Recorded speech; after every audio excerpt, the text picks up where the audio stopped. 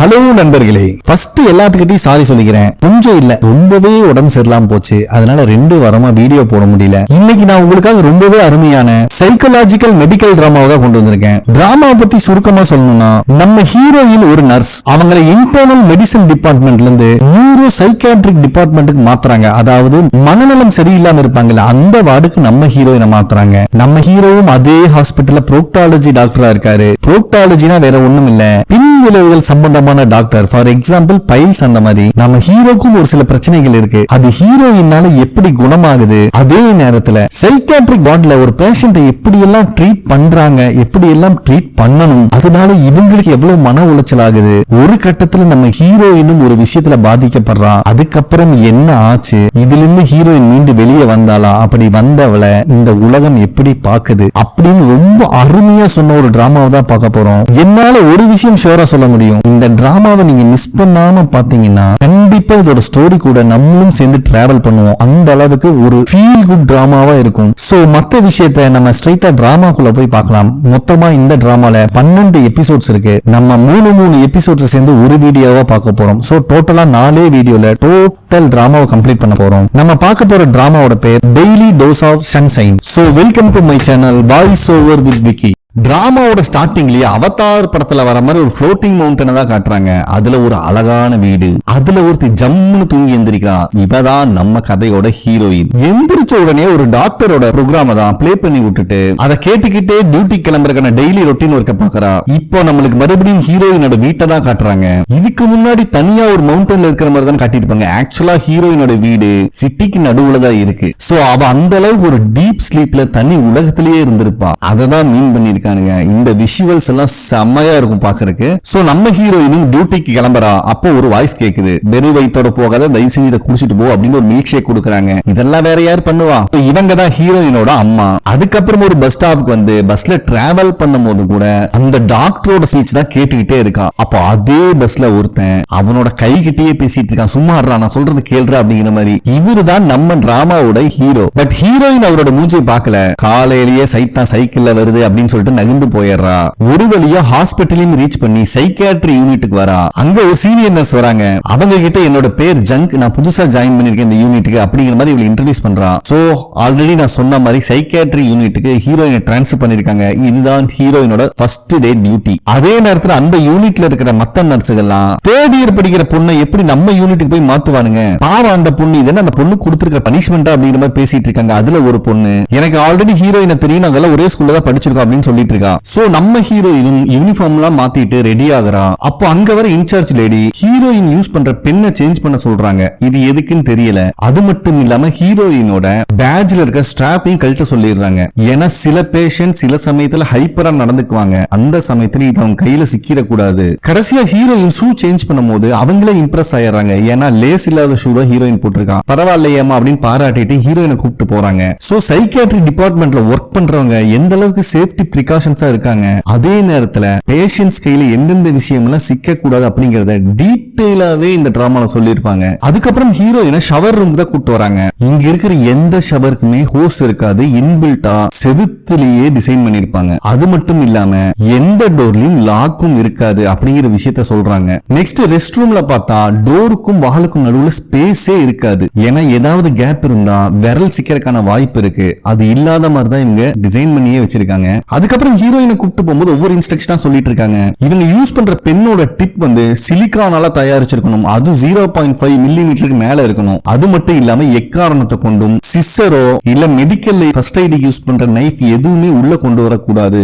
அப்படின்னு சொல்லிடுறாங்க. ஃபைனலா ஹீரோயினை சைக்கியாட்ரி வார்டுக்கும் கூப்பிட்டு வந்துடுறாங்க. இங்க பாத்தீங்கன்னா எந்த இடத்திலுமே கர்டன் இருக்காது. சோ மத்த வார்டுல இருக்கிறவங்களை விட நம்மளுக்கு பகல் சீக்கிரமாவே வந்துடும் அப்படின்னு சொல்றாங்க. இது எல்லாத்தையும் கேட்கிற ஹீரோயினுக்கு செம சர்ப்ரைசிங்கா இருக்கு. அதுக்கப்புறம் ஃபைனலா ஹீரோயினை அவ வார்டுல இருக்கிற மத்த நர்ஸ்க்கு இன்ட்ரோடியூஸ் பண்ணி வச்சுட்டு, நீ மத்த வார்டுல ஒர்க் பண்ண மாதிரி இங்க இருக்காது, டோட்டலா எல்லாமே இங்க வித்தியாசமா இருக்கும், அதனால இன்னைக்கு நீ ஃபர்ஸ்ட் ஒர்க்க தெளிவா கத்துக்கோ அப்படின்னு சொல்லிட்டு அவங்க கிளம்பிடுறாங்க. சோ அங்க இருக்கிற நர்ஸ் கூட தான் ஹீரோயின் ஃபர்ஸ்ட் டே டியூட்டி பார்க்க போறாங்க. அந்த நர்ஸும் நம்ம ஹீரோயினை ஒரு ரூம் கூப்பிட்டு வராங்க.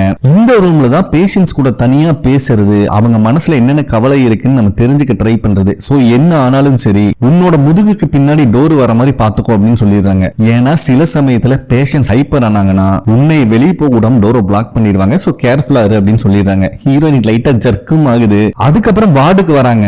பேஷன்ஸ் கேம் விளையாண்டு இருக்காங்க. பக்கத்திலேயே ஸ்கோர் போடுற ஒருத்தர் உட்கார்ந்து இருக்காரு. இவருதான் இந்த வார்டோட கேர் கிவர், அதாவது இன்சார்ஜ் மாதிரி. இவர் பேர் யூன் அப்படின்னு இன்ட்ரோடியூஸ் பண்ணி வைக்கிறாங்க. சோ நம்ம ஹீரோயினுக்கு வணக்கம் சொல்ற கேப்ல யார் ஸ்கோர் எடுத்தாங்கன்னு பாக்குறத விட்டுறாரு. ஆனா பக்கத்துல இருக்க பேஷண்ட் கிட்ட கேட்டு அந்த ஸ்கோரை மார்க் பண்றாருன்னா அந்த பேஷண்ட் இந்த அளவுக்கு கிளவரா இருக்கணும். சில விஷயத்த செம டீடைலா காட்டியிருக்கானுங்க. அதுக்கப்புறம் நர்ஸ் வந்துட்டு உனக்கு இந்த டேபிள் டென்னிஸ் விளையாட தெரியுமான்னு கேக்குறாங்க. நம்ம ஹீரோயினுக்கு பாவம் எந்த கேம் விளையாட தெரியாதாட்டு இருக்கு. வேற வழியே இல்லம்மா, டேபிள் டென்னிஸ் மட்டும் இல்ல, இங்க இருக்கிற பேஷன்ஸ் என்னென்ன கேம் எல்லாம் விளையாடுவாங்களோ அதெல்லாம் நீ கத்துக்கிட்டு தான் ஆகணும் அப்படின்னு சொல்லிடுறாங்க.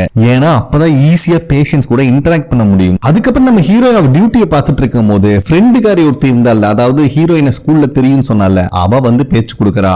ஒரு கட்டத்துல ஓப்பனாவே கேட்டறா. எல்லாருமே ஆர்வமா இருக்காங்க. தேர்ட் இயர்ல இருக்கிற உன்னை எதுக்கு இந்த டிபார்ட்மெண்ட்டுக்கு மாத்தணும், ஏதாவது ப்ராப்ளமான்னு கேட்டா ஹீரோயின் கிட்ட எந்த பதிலும் இல்ல. இந்த விஷயத்த அவ இன்னொரு நர்ஸ் கிட்ட சொல்லிட்டு இருக்கா. ஏதோ நடந்திருக்கு, பட் அதை பத்தி அவ பேச விரும்பல அப்படின்னு. அப்ப கரெக்டா ஹீரோயினும் அங்க வந்துடுறா. அப்ப அவங்க டிபார்ட்மெண்ட்டுக்கும் கால் வருது, டாக்டர் ரவுண்ட்ஸ் வராங்க அப்படின்னு சொல்லிட்டு. நம்ம எத்தனை இடத்துல ஃபேஸ் பண்ணிருக்கோம், குருக்கள் வரார் அப்படிங்கிற மாதிரி அந்த 10 நிமிஷம் தான் ஹாஸ்பிட்டலே பரபரப்பா இருக்கும். சோ ஹீரோயினோட ஃபர்ஸ்ட் டே டியூட்டிங்கிறதுனால எல்லா டாக்டர் கிட்டையும் இன்ட்ரோடியூஸ் பண்ணி வைக்கிறாங்க. அங்க இருக்கிற நர்ஸ், இந்த கண்ணாடி போட்டிருக்காருல அவரு தான் இங்க இருக்கிறதுல ஹெட். அதுக்கப்புறம் இவங்க ரவுண்ட்ஸுக்கு போகும்போது நம்ம ஹெட் வந்துட்டு டாக்டர் காங்க பின்னாடியே ஒரு தட்டு தட்டிடுறாரு. பயபுல அங்கேயே சுருண்டு விழுந்துறான். இதை பாக்குற எல்லாத்துக்கும் சரியான ஷாக்கு. ஏன்டா விளையாட்டுக்கு தான்டா தட்டின, ஏன்டா இவ்வளவு பில்டப் பண்ற அப்படிங்கிற மாதிரி கேட்கிறாரு. அதுக்கு காங்க இருந்துட்டு அதெல்லாம் ஒண்ணு இல்லைங்க ஐயா, ஏற்கனவே பைல்ஸ் பஸ்ட் ஆகிற ரேஞ்சில் இருந்துச்சு, நீங்க தொட்ட உடனே பிளாஸ்ட் ஆயிருச்சு அப்படின்னு சொல்றான். இதை கேட்கிற மத்தவங்கள சிரிச்சு அவமானப்படுத்திட்டு இருக்காங்க. ஹெட்டுக்கு வேற காண்டாகுது. ஏன்டா ஒரு டாக்டரே இப்படி இருந்தா பேஷண்ட்டை இப்படிதான் ட்ரீட் பண்ணுவேன் அப்படிங்கிற மாதிரி சொல்லிட்டு இருக்காரு. அதுக்கப்புறம் நம்ம காங்க சேஃபா பில்லோலாம் வச்சுட்டு உட்காந்துட்டு இருக்காரு. பாவம் பைல்ஸ் இருக்குல்ல. சோ காங்க மீட் பண்றதுக்கு பேஷண்டா வரவர் தான் நம்ம ஹீரோ. நம்ம ஹீரோக்கு ஓசிடி அப்படிங்கிற ஒரு டிசார்டர் இருக்கு, அதாவது அப்சசிவ் கம்பல்சிவ் டிசார்டர் அப்படின்னு சொல்றாங்க. இது என்ன அப்படின்னா தேவையில்லாத தாட்ஸ் வருது, தனக்குள்ளேயே ஒரு இமேஜினேஷன்ல இருக்கிறது. சோ இந்த மாதிரி விஷயம் தான் நம்ம ஹீரோக்கு இருக்கு. சரி உனக்கு என்னடா ப்ராப்ளம் அப்படின்னு கேட்டா கையில 10 விரல்ல கிட்டத்தட்ட 40 நெட்டி உடைச்சிட்டு இருக்கான். பாக்குற காங்குக்கே ஷாக்காகுது. என்னால இந்த பழக்கத்தை ஸ்டாப் பண்ணவே முடியல, பாருங்க நெட்டி எடுத்து எடுத்து என் கையே வீங்கி போய் கிடக்குது அப்படின்னு காட்டுறான். அதுக்கப்புறம் அந்த கேர் கிவர் யூனை தான் காட்டுறாங்க. பைபிள் இங்க உட்காந்துட்டும் வாட்ல என்ன நடக்குது அப்படிங்கறத லைவா பாத்துக்கிட்டே தான் இருக்காரு. அப்ப ஹீரோயினும் ஃப்ரெண்டு நர்ஸும் அங்க வராங்க. ஃப்ரெண்டு நர்ஸ் வந்துட்டு ஹீரோயின்ட்ட ஒரு பேஷண்ட் வயிற்று வலியால கஷ்டப்பட்டுட்டு இருக்கான், அதே நேரத்துல இன்னொரு பேஷண்ட்டும் வயிறு வலிக்குது அப்படின்னு சொல்லி நடிக்கிறான். நீ யார ஃபர்ஸ்ட் ட்ரீட் பண்ணுவ அப்படிங்கிற மாதிரி கேட்கிறான். ஏன்னா இது மத்த வார்டு மாதிரி கிடையாது. சோ நம்ம ஹீரோயின் யோசிச்சு பார்த்துட்டு கண்டிப்பா எவனுக்கு வயிறு வலி இருக்கோ அவனுக்கு தான் ட்ரீட் பண்ணுவேன் அப்படின்னு சொல்லிடுறான். அப்ப அங்கிருந்த யூன் வயிறு வலி இருக்கிறவங்க கூட ஒரு கட்டத்துல அமைதி ஆயிருவான். ஆனா வயிறு வலிக்குதுன்னு சொல்லி ஒருத்தன் நடிச்சிட்டு இருக்கான் பாத்தியா, அவனுக்கு நீ ட்ரீட்மெண்ட் கொடுக்கற வரைக்கும் அவன் அடங்க மாட்டான் அப்படின்னு சொல்லிடுறான். இப்பதான் ஹீரோயின்கே புரியுது, இத்தனை நாள் ஒர்க் பண்ணது வேற, இனிமேல் கம்ப்ளீட்டா வித்தியாசமான விஷயத்தை தான் ஹேண்டில் பண்ண போறா அப்படிங்கிறது. அதுக்கப்புறம் ஃப்ரெண்டு நர்ஸ் இருந்துட்டு அதை விட முக்கியமான விஷயம் பேஷண்ட் மனசுக்குள்ள என்ன நினைக்கிறாங்க அப்படிங்கறது நீ தெரிஞ்சுக்கணும். ஏன்னா அவங்க சொல்ற விஷயத்துல சில ஹிடன் எமோஷன்ஸும் இருக்கும், அதை நம்ம கண்டுபிடிக்க தெரியணும் அப்படின்னு சொல்லிட்டு இருக்கான். ஏன்னா ஹீரோயினுக்குலாம் இது எதுவுமே தெரியாது, ரொம்ப புதுசா இருக்கு. இது எல்லாத்த விட முக்கியமான விஷயம், நர்ஸ் பார்க்கு கிட்ட நீ ரொம்ப சேஃபா இருக்கணும் அப்படின்னு சொல்லும் போதே அவங்க டோர் ஓபன் பண்ணிட்டு உள்ள வந்துடுறாங்க. இவளுக்கு மூஞ்சியே இல்ல, என்னம்மா திருப்பி என்னை பத்தி காசிப் பேசிட்டு இருக்கியா அப்படின்னு சொல்லிட்டு அவங்க பாட்டு கிளம்பி வெளியே போயிடுறாங்க. ஆனா ஃப்ரெண்ட் நர்ஸ் வந்துட்டு இவகிட்ட மட்டும் ரொம்ப சேஃபா இருந்துக்கோ அப்படின்னு சொல்லிடுறான். அப்ப கரெக்டா ஒரு டாக்டர் லேடி கூப்பிட்டு வராங்க. இவர் நேம் வாங். சோ இவர் அந்த லேடி கூட பேசுறதுக்காக கவுன்சிலிங் ரூம் கூப்பிட்டு போயிடுறாரு. பார்க் வந்து அங்க இருக்கு நர்ஸ் கிட்ட என்ன விஷயம் கேட்டு தெரிஞ்சுக்கிறான். ஏன்னா நேத்து நைட் ஒரு பொண்ணு அட்மிட் பண்ணிருக்காங்க, அவங்களோட கார்டியன் தான் இவங்க. உடனே பார்க் இருந்துட்டு நம்ம ஹீரோயினை அந்த பொண்ணு தனியா இருப்பா, சோ நீ போய் கொஞ்சம் கம்ஃபர்ட்டா பேசிட்டு அப்படின்னு சொல்லி அனுப்பி விட்டுறாங்க. அதே நேரத்துல வான் கிட்ட பேச வந்திருக்கிறது இந்த பொண்ணோட அம்மா. நேத்து இருந்து என் பொண்ணு ரொம்ப வியர்டா பிஹேவ் பண்றா, ட்ரெஸ் எல்லாம் கழட்டிட்டு டான்ஸ் ஆட ஆரம்பிச்சிட்டா அப்படிங்கிற மாதிரி சொல்லிட்டு இருக்காங்க. அதே நேரத்துல நம்ம ஹீரோயின் அந்த பொண்ணோட பேரை சொல்லி கூப்பிட்டா அவன் நார்மலா தான் சிரிச்சுட்டே ஹீரோயினை பார்த்துட்டு இருக்கா. பட் அவங்க அம்மா தான் ரொம்ப வியர்டா பிஹேவ் பண்ணது சொல்லி காட்டிட்டு இருக்காங்க. இந்த விஷயத்தெல்லாம் கேட்டு தெரிஞ்சுக்கிட்ட டாக்டர் வாங்க இருந்துட்டு உங்க பொண்ணுக்கு பைபோலார் டிசார்டர் இருக்கு அப்படிங்கிற மாதிரி சொல்லிடுறாரு. அதுவும் ஒரு விதமான மென்டல் இல்னஸ் தான். பட் இந்த டிசார்டர் இருக்கிறவங்களோட mood, energy, activity level and concentration எல்லாமே அன்யூஷுவலா இருக்கும் அப்படிங்கறத அந்த பொண்ணோட அம்மா கிட்ட சொல்லிட்டு இருக்காரு. அதே நேரத்தில் நம்ம ஹீரோயின் கிட்ட அந்த பொண்ணு இருந்துட்டு என்னை பார்த்தா உடம்பு சரியில்லாத மாதிரியா இருக்கு, எங்க அம்மா ரொம்ப தொல்லை பண்ணாங்க, நானே வாலண்டரியா தான் வந்தேன், சோ என்னை டிஸ்சார்ஜ் பண்றதுக்கான ப்ரொசீஜரை பண்ணுங்க அப்படின்னு சொல்லிடுறான். பட் நம்ம ஹீரோயின் இவ்வளவு சீக்கிரம் பண்ண முடியாது, நீங்க அட்மிஷன்ல சைன் பண்ணி தான் உள்ள வந்திருக்கீங்க, நான் டாக்டர் கிட்ட கன்ஃபார்ம் பண்ணி சொல்றேன் அப்படிங்கிற மாதிரி சொல்லிட்டு இருக்கா. இதை கேட்கிற அந்த பொண்ணோட ஃபேஸ் லைட்டா மாறுது. அதுக்கப்புறம் டாக்டர் வாங்க இருந்துட்டு அந்த பொண்ணோட அம்மா கிட்ட ப்ரொடக்டிவ் அட்மிஷன் ஃபார்ம் கொடுக்குறாரு. ஏன்னா உங்க பொண்ணு பொண்ணை டிஸ்சார்ஜ் பண்ண சொல்லி கேட்டுட்டு இருக்காங்க. இந்த ஃபார்ம்ல நீங்களும் உங்க பொண்ணுக்கு ஆல்ரெடி கல்யாணம் ஆயிருக்கு, அதனால அவங்க ஹஸ்பண்டும் சைன் பண்ணியே ஆகணும். அப்பதான் நாங்க உங்க பொண்ணை ட்ரீட் பண்ண முடியும். அப்படி இல்லன்னா 72 ஹவர்ஸ்ல நாங்க டிஸ்சார்ஜ் பண்ணி தான் உங்களுக்கு வேற ஆப்ஷன் இல்ல அப்படின்னு சொல்லிடுறாரு. அதுக்கு அந்த பொண்ணோட அம்மா வந்துட்டு என்னோட மருமக ஒரு ஜட்ஜ், ரொம்ப பிஸியான பர்சன் அப்படி பதட்டமாவே சொல்லிட்டு இருக்காங்க. பட் வாங்க வந்துட்டு வேற ஆப்ஷனே கிடையாது, அவர் ஃபேமிலிக்காக அவர் வந்து சைன் போட்டு தான் ஆகணும் அப்படின்னு சொல்லிடுறாரு. நெக்ஸ்ட் சீன்லயே அந்த பொண்ணோட அம்மா ஃபார்ம்ல சைன் பண்ணி நம்ம ஹீரோயின் தான் கொண்டு வந்து கொடுக்குறாங்க. அந்த சைனை பார்த்தோன்னே நம்ம ஹீரோயின் தெரிஞ்சது ரெண்டுமே இவங்க தான் போட்டிருக்காங்கன்னு சொல்லிட்டு இது அங்க இருக்கிற இன்சார்ஜ் கிட்டையும் போய் நம்ம ஹீரோயின் சொல்றாங்க. சோ இன்சார்ஜ் வந்து இவங்க கிட்ட சந்தேகமாவே கேக்குறாங்க, உண்மையை சொல்லுங்க, அவங்க கிட்ட சைன் வாங்கிங்களா இல்ல நீங்களே போட்டீங்களா அப்படிங்கிற மாதிரி. பட் இந்த லேடி என் மருமகன் தான் வந்து சைன் பண்ணிட்டு போனா அப்படிங்கிறது தெளிவா இருக்காங்க. பாக்குற வரைக்கும் பார்த்துட்டு ஓகே ஒன்னும் பிரச்சனை இல்ல, உங்க மருமகன் நம்பர் கொடுங்க, நாங்க போன் பண்ணி கன்ஃபார்ம் பண்ணிக்கிறோம் அப்படின்னு சொன்ன உடனே இந்த லேடி காண்டாகிறாங்க. அவரும் ஒரு கவர்மெண்ட் அபிஷியல் தான், ஜட்ஜா இருக்காரு, நீங்க இந்த சின்ன விஷயத்துல அவர் டிஸ்டர்ப் பண்ணக்கூடாது அப்படிங்கிற மாதிரி சொல்லிடுறாங்க. அதுக்கு இந்த இன்சார்ஜ் லேடி இருந்துட்டு வேற ஆப்ஷனே கிடையாது, உங்க மருமக வந்து சைன் போட்டுதான் ஆகணும், அவர் ஃபேமிலி மேல அவர் அக்கறை இருந்தா சில விஷயத்த பண்ணணும் அப்படின்னு சொல்லிட்டு ஹீரோயின் கிட்ட இவங்க சைன் பண்ணதுக்கு அப்புறம் அந்த ஃபார்ம் என்கிட்ட காட்டு, நான் அப்ரூவ் பண்ணாதான் நெக்ஸ்ட் ஸ்டெப்பே நீ ப்ராசஸ் பண்ணணும் அப்படின்னு சொல்லிட்டு போயிடுறாங்க. இவங்க எக்ஸ்பீரியன்ஸ்ல எத்தனை தில்லாலங்கடி வேலையை பார்த்திருப்பாங்க. அதுக்கப்புறம் அந்த பேஷண்டோட அம்மா இருந்துட்டு சரிமா இந்த ஃபுட்டாவது என் பொண்ணு கொடுத்துருங்க அப்படிங்கிற மாதிரி கொடுக்குறாங்க. இருந்தாலும் ஹீரோயினோட டியூட்டி அதெல்லாம் செக் பண்ணி ஆகணுமே. ஓபன் பண்ணி பார்த்தா கிரேப்ஸ் தான் இருக்கு. சோ அத குடுக்கலான்னு அந்த பேஷண்ட பார்க்க வந்தா இவங்க பேர் ரீனா, அவங்க இருந்துட்டு எங்க அம்மாவை பார்த்துட்டீங்களா, நான் டிஸ்சார்ஜ் ஆகலாமா அப்படிங்கிற மாதிரி கேக்குறாங்க. அதுக்கு ஹீரோயின் இருந்துட்டு அதுக்கு வாய்ப்பே இல்ல, நீங்க கொஞ்ச நாளைக்கு இங்கதான் இருந்தாகணும் அப்படின்னு சொல்லிடுறாங்க. இத கேக்குற அந்த ரீனாக்கு சரியான ஷாக்கு. எனக்கு நல்லாவே தெரியும் இவங்க பிளான் பண்ணி பண்றாங்க, ஏன்னா என் ஹஸ்பண்ட் இல்லாம இன்னொரு ஆள் கூட எனக்கு அஃபையர் இருந்துச்சு, அதனாலதான் எங்க அம்மா எனக்கு பழி வாங்குறாங்க அப்படிங்கிற மாதிரி சொல்லிடுறா. இத கேக்குற ஹீரோயினுக்கு சரியான ஷாக்கு. இந்த ஷாக்ல பாவம் அவ பாட்டுக்கு நடந்து வந்துட்டு இருக்கா. அப்ப டாக்டர் வேங் ஹீரோயினை இழுத்துட்டு போய் தனியா பேசுறாரு. நீ எதுக்காக இந்த யூனிட்டுக்கு டிரான்ஸ்பர் ஆன, அதுக்கு நான் தான் காரணமா அப்படின்னு கேட்கிறாரு. சோ இவங்க ரெண்டு பேத்துக்கு ஒருத்தர் ஆல்ரெடி தெரிஞ்சிருக்கு. பட் இவங்களுக்குள்ள என்ன கதை அப்படிங்கிறது நம்மளுக்கு காட்டல.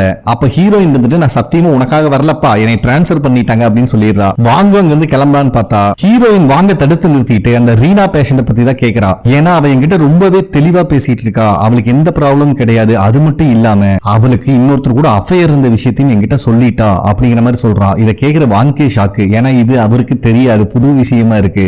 அப்படின்னா ஃபர்ஸ்ட் இந்த விஷயத்தை நீ கிளியர் பண்ணு அப்படின்னு சொல்றா நம்ம ஹீரோயின். நெக்ஸ்ட் சீன்ல இந்த ரீனாவோட அம்மா உட்கார வச்சு நம்ம வாங்க ஹீரோயின் அப்புறம் இன்சார்ஜ் லேடி 3 பேரும் தான் பேசிட்டு இருக்காங்க.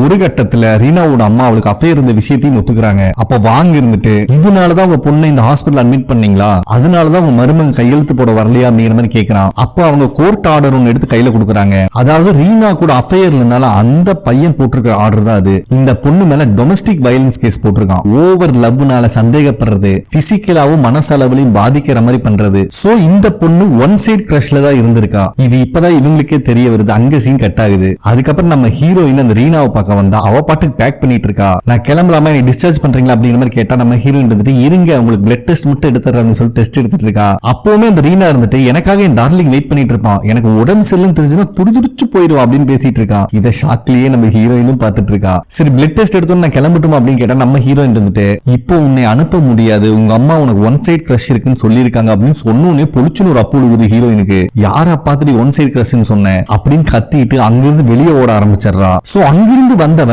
ஆல்ரெடி அந்த பொண்ணோட அம்மா சொன்ன மாதிரி எல்லா ட்ரெஸ்ஸையும் கழட்டி போட்டு அவ ஒரு இமேஜினேஷன்ல நடந்துட்டு இருக்கா. இத பாக்குற ஹீரோயினுக்கு டெட் ஷாக் ஆகுது. அதுக்குள்ளேயும் டாக்டர் வாங்கு மத்த நர்ஸ் எல்லாம் வந்து அவளை கூப்பிட்டு போறாங்க. ஆனா இன்னும் நம்ம ஹீரோயின் ஷாக்ல இருந்து வெளியே வரல. இப்ப பார்க் இருந்துட்டு ஏய் சீக்கிரம் எந்திரிச்சு வரேன்னு சொன்னதுக்கு அப்புறம் தான் சுயநினைவுக்கே வரா. பாவம் எந்திரிக்கிறங்கிற பேர்ல அங்கேயே வலிக்கு வர விழுந்துடுறா நம்ம ஹீரோயின். அதுக்கப்புறம் நம்ம ஃப்ரெண்டு நர்ஸ்காரி தான் ஹீரோயின் சொல்லிட்டு இருக்கா, நான் காலையில் சொன்ன அதே விஷயம் தான், ஒரு பேஷண்ட் பேசும்போது அவங்க வேர்ட்ஸ் நீ கவனிக்கவே கவனிக்காத, அதுக்கு பின்னாடி இருக்கிற எமோஷன்ஸ் மட்டும் நோட் பண்ணு அப்படிங்கிற மாதிரி சொல்லிடுறா. அது இல்லாம இது உனக்கு ஃபர்ஸ்ட் டே தான், போக போக பழகிடும் அப்படிங்கிற மாதிரி வேற சொல்றா. இப்ப கரெக்டா நம்ம ஹீரோயினுக்கு ஆஸ் யூசுவல் நம்ம மீட் பண்ற கெஃபேக்கு வா அப்படின்னு சொல்லிட்டு பேங்க் மெசேஜ் அனுப்பியிருக்காரு.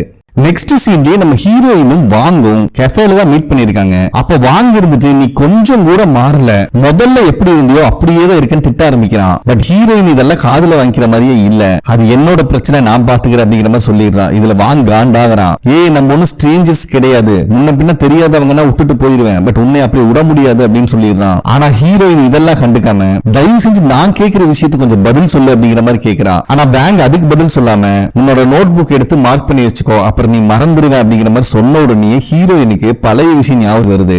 வேங் வந்து நல்லாவே படிக்கிற ஸ்டூடெண்ட், நம்ம ஹீரோயின் கொஞ்சம் மக்காட்டு இருக்கு. சோ வேங் கிட்ட தான் டியூஷன் போயிருக்கா. அப்பவும் வேங் இருந்துட்டு நோட் புக் எடுத்து மார்க் பண்ணிக்கொண்டு கேட்கிற கொஸ்டின் எல்லாம், ஏன்னா கொஞ்ச நேரம் கழிச்சு மறந்துட்டு அதே கொஸ்டினை திருப்பி கேட்பேன் அப்படிங்கிற மாதிரி சொல்லியிருப்பான். அப்போ இவங்க ரெண்டு பேருக்கு பக்கத்திலேயே இன்னொருத்தரும் படுத்துட்டு இருக்கான். அவன் யாருங்கிற ஃபேஸ் நம்மளுக்கு காட்டல. சோ இதெல்லாம் நினைச்சு பார்த்துட்டு நீ இன்னும் மாறலடா அப்படின்னு மனசுக்குள்ளேயே வேங்க திட்டிட்டு, சரி பைபோலார் டிசீஸ்னா என்ன அப்படிங்கிற மாதிரி கேட்கிறான். என்ன ஒரு சைக்கியாட்ரி டிபார்ட்மெண்ட்ல ஒர்க் பண்ற உனக்கு அது கூட தெரியாது அப்படிங்கிற மாதிரி நோஸ் கட் பண்ண ட்ரை பண்ணுவான். ஆனா ஹீரோயின் வந்துட்டு படிக்கிறது வேற, இன்னைக்கு லைவா எக்ஸ்பீரியன்ஸ் பண்ணிருக்கேன் அதனாலதான் கேட்கிறேன் அப்படிங்கிற மாதிரி சொல்லிடுறான். அப்ப வாங்க அவனுக்கு தெரிஞ்ச விஷயத்த சொல்ல ஆரம்பிக்கிறான். இந்த டிசீஸ் இருக்கிறவங்க ஓவரா எக்ஸைட்மெண்ட் ஆவாங்க. டக்கு டக்குன்னு ஒரு டாபிக்ல இருந்து இன்னொரு டாபிக் ஸ்விட்ச் ஆயிட்டே இருப்பாங்க. அவங்களால ஸ்டடியா எந்த விஷயத்திலையும் ரொம்ப நேரம் இருக்க முடியாது. சோ எனக்கு தெரிஞ்சு இந்த ரீனாங்கிற பொண்ணு சின்ன வயசுல இருந்து அவங்க அம்மா பேச்சு கேட்காம வளர்ந்துருக்கணும். அவங்க ஃபேமிலி பேக்ரவுண்ட் கொஞ்சம் வெல்த்தியா இருக்கிறதுனால அவளுக்கு பெரிய ஃப்ரெண்ட்ஸ் சர்க்கிள் இருக்கிறதுக்கான சான்சஸ் இருக்கு. அது மட்டும் இல்லாம எல்லாருமே இவளுக்கு தான் பிரியாரிட்டி கொடுக்கணும் அப்படின்னு எதிர்பார்த்து இவளா வாண்டடா போய் எல்லாத்தையும் பேசுவான். சோ அந்த மாதிரி ஸ்டேட்ல இருக்கும் போது தான் இன்னொருத்தன் கூட அஃபையர் ஆயிருக்கும். பட்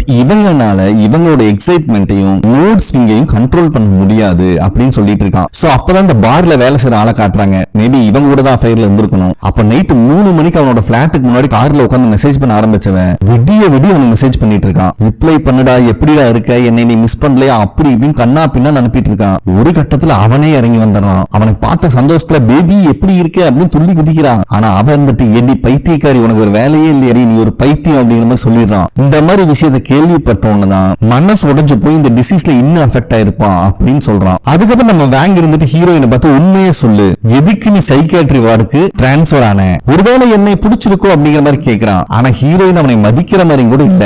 சரி ஓகே என்ன வேணா இருக்கட்டும், டியூட்டி டைம்ல உனக்கு என்னை தெரிஞ்ச மாதிரி காட்டிக்காத அப்படிங்கிற மாதிரி சொல்லிட்டு இருக்கும் போது இவங்க இருக்கிற ரெஸ்டாரண்ட்டுக்கு வெளியே ஹெல்மெட் போட்டு ஒருத்தன் டோர் எங்க இருக்குன்னு தெரியும் கண்ணாடி டோர்ல லூசு மாதிரி முட்டிட்டு இருக்கான். யாருடா இந்த பைத்தியக்கார அப்படின்னு ரெஸ்டாரண்ட்டுக்கு எல்லாரும் பார்த்துட்டு இருக்காங்க. பயபுல் அப்ப போன் எடுத்து ரிங் பண்றான். ஆனா ஹீரோயினோட போன் தான் ரிங் ஆகுது. அதுலயும் அன்னோன் காலர் இருந்தா வருது. இன்னும் ஹெல்மெட் கழட்டின பாடு இல்ல, கதவுல டொங்கு டொங்கு முட்டிட்டு விழுந்துட்டு இருக்கான். ஒரு கட்டத்துல அந்த ஹெல்மெட் கழட்டினோடனே வேங்கோட மூஞ்சி மாறிடுது. ஐயோ இவனா அப்படிங்கிற மாதிரி பாக்குறான். இவன் பேர் சான். ஹீரோயினுக்கு வேங் டியூஷன் எடுத்துட்டு இருக்கும் பக்கத்துல வந்து தூங்கிட்டு இருந்தான் பாத்தீங்களா, அந்த அறிவாளி தான் இவன். இவன் ஹீரோயினுடைய ஃப்ரெண்ட். இவன் ரெஸ்டாரண்ட்குள்ள வரத பார்த்த உடனே வேங் தலைவரிக்க பின்வாசல் வழியில ஓடி போயிடுறான். உள்ள வந்து எங்க அவன் தேட ஆரம்பிக்கிறான். டே தம்பி உட்காரு, உன்னை பார்த்தோன்னே ஓடிட்டான் அப்படிங்கிற மாதிரி ஹீரோயின் சொல்றான். இவ்வளவு அமளி துமளி பண்ணிட்டு இப்ப நல்ல பிள்ளையாட்டு ரெஸ்டாரண்ட்ல இருக்க அத்தனை பத்தி சாரி கேட்டுட்டு இருக்கான் அந்த டோரை முட்டினதுக்கு. ஆனாலும் இவனுக்கு கோவம் அடங்கிற மாதிரி இல்ல. இந்த வேங் சொன்ன மாதிரியே நீ மெடிக்கல் ஸ்கூல் போக பண்ணிட்டான், அவனை நான் சும்மா விட மாட்டேன் அப்படிங்கிற அளவுக்கு டைலாக் பேசிட்டு இருக்கான். அப்ப ஹீரோயின் வந்துட்டு ஏன்டா உனக்கு வேற பொழப்பே இல்லையா அப்படின்னு கேட்டோன்னு அந்த பைபிள் ஞாபகம் வருது.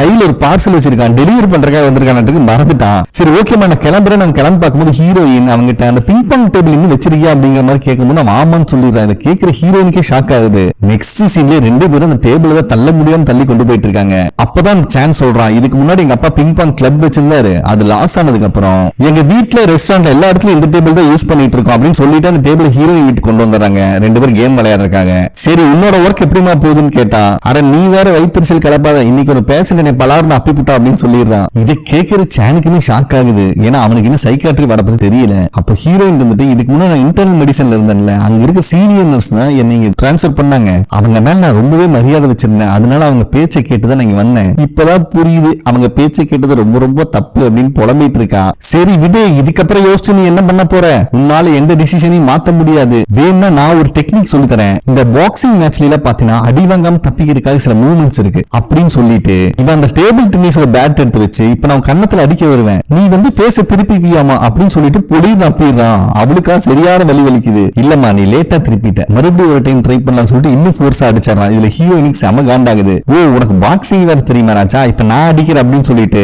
ஒரே அப்பதான் அப்புவா பேட்டை வச்சு பயபுள்ளைக்கு போன ஜென்மத்துக்கு ஞாபகம் வந்துட மாட்டிருக்கு. ஏன்டா இப்படி அடிச்சா யாருக்கா இருந்தாலும் வலிக்குண்டா, அந்த பேஷண்ட் அடிச்சது கூட பரவாயில்லையாட்டு, நீ அடிக்கிறதாண்டா அதிகமா வலிக்குது அப்படின்னு புலம்பிட்டு இருக்கா. அதுக்கப்புறம் நம்ம ஹீரோயினால வீட்டுக்குள்ளேயும் நடக்க முடியல, அந்த அளவுக்கு ஸ்ட்ரென்த் இல்லாம வாசப்படிலே விழுந்துடுறா டோர் ஓபன் பண்ணி. ஹீரோயின் அம்மாவா வந்து கழுவி ஊத்துறாங்க. இதுக்கும் கூட உனக்கு ஸ்ட்ரென்த் இல்ல, இதனாலதான் டைமுக்கு சாப்பிடணும்னு சொல்றது பாரு, உனக்காக ஸ்பெஷலா செஞ்சு வச்சிருக்கேன் ஃபுட் எல்லாம் அப்படின்னு சொல்லணும். ஹீரோயினோட கண்ணு பிரைட் ஆகுது. என்னம்மா செஞ்சிருக்கீங்க அப்படின்னு பாசமா கேட்கிறான். அவங்க அம்மா வந்துட்டு சாதமும் பாவக்காய் குழம்பும் அப்படின்னு சொன்ன உடனே மூஞ்சி தொய்யின்னு ஆயிருது. இந்த பாவக்காய் கண்டுபிடிச்ச பாடையில போக அப்படின்னு புலம்பிட்டு கிடக்கிறா. நெக்ஸ்ட் டே ஹீரோயின் டியூட்டிக்கும் வந்துடுறான். அந்த ரீனா பேஷண்டோட ரூம்ல போறதுக்கு முன்னாடி நேத்து தாங்க அப்பதான் ஞாபகத்துக்கு வருது. இருந்தாலும் தைரியத்தை வர வச்சுட்டு உள்ள போனா இவ்வளவு பண்ணிட்டு ரொம்ப அமைதியா பேசிட்டு இருக்கா அந்த ரீனா. ரீனா. நேத்து நான் உன்னை அடிச்சிட்டேன்னு எல்லாரும் சொல்றாங்க, அது உண்மையா அப்படின்னு கேட்கும்போது ஹீரோயின் ஒத்துக்கிறா. அப்ப அந்த பொண்ணு ரொம்ப ஃபீல் பண்ணி எல்லாரும் சொல்றது உண்மைதானாட்டு இருக்கு, எனக்கு உடம்பு சரியில்லை அப்படிங்கிற மாதிரி பேசிட்டு இருக்கா. ஹீரோயினுக்கு என்ன பதில் சொல்றதுனே தெரியல. இந்த டேப்லெட் போடு எல்லாம் சரியாயிரும் சொல்லிட்டு அவளை சமாதானப்படுத்துறா நம்ம ஹீரோயின்.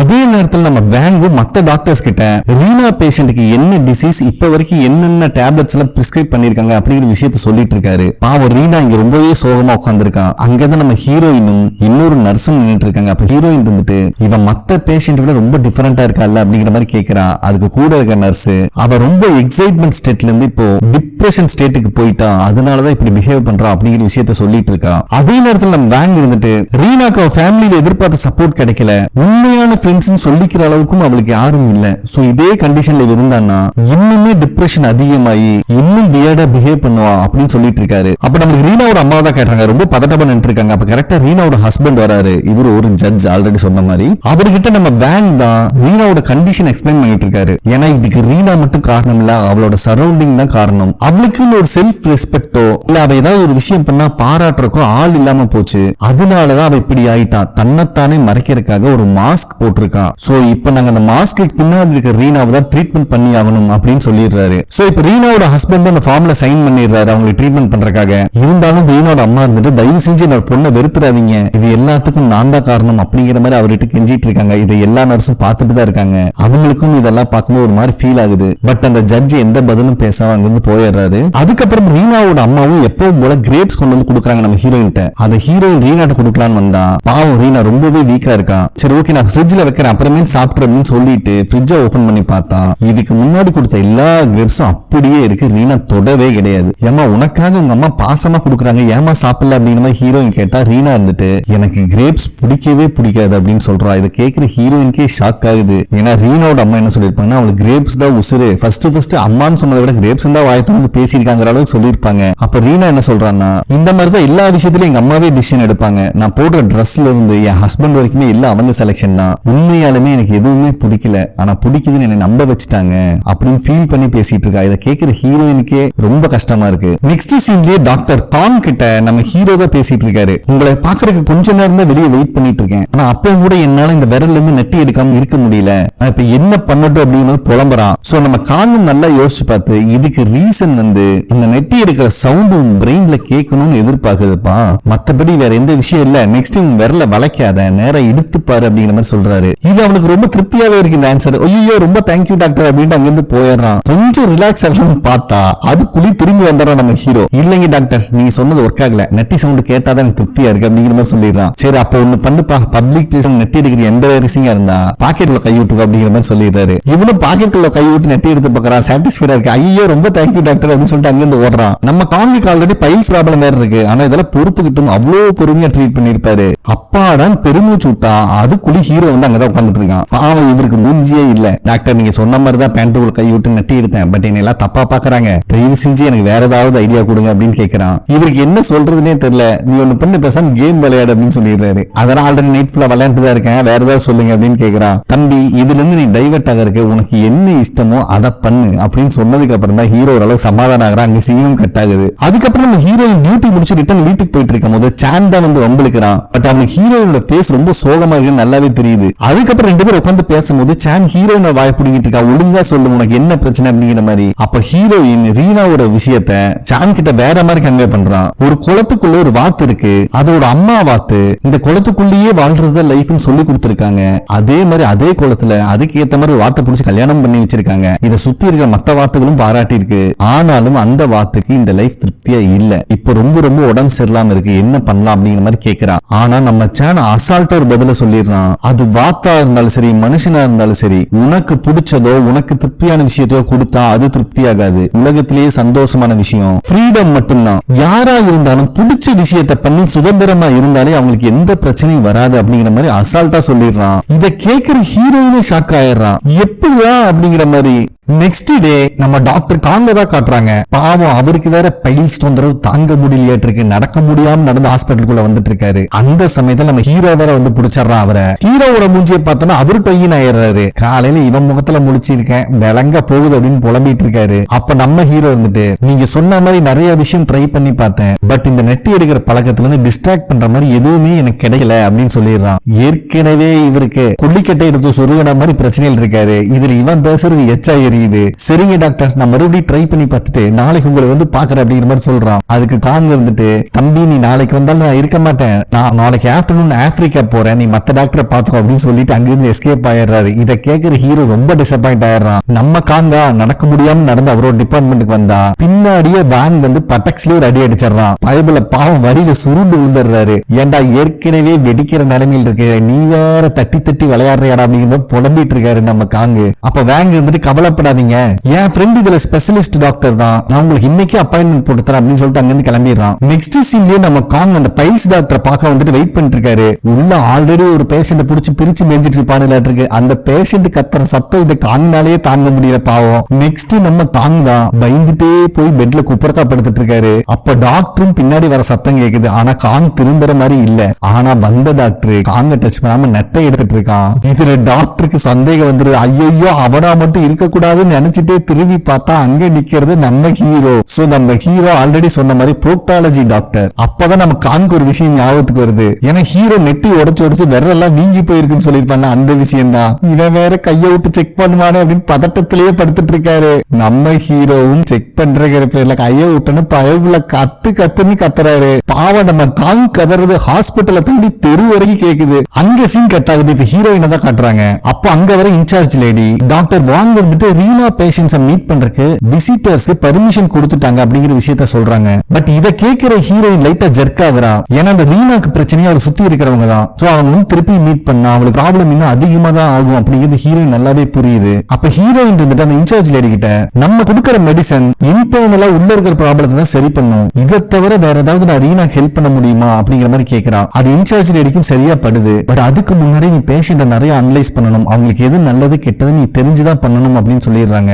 வேணா ஒண்ணு பண்ணு, ரீனாவை எந்த விஷயம் மோஸ்ட்லி டிஸ்டர்ப் பண்ணுன்னு தெரிஞ்சுக்கோ, அப்ப அங்கிருந்து ஸ்டார்ட் பண்ணலாம் அப்படிங்கிற மாதிரி சொல்றாங்க. இது ஹீரோயினுக்கும் சரியா படுது. நெக்ஸ்ட் சீன்ல இன்சார்ஜ் லேடியும் ஹீரோயினும் வந்து ரீனா கிட்டதான் பேசுறாங்க.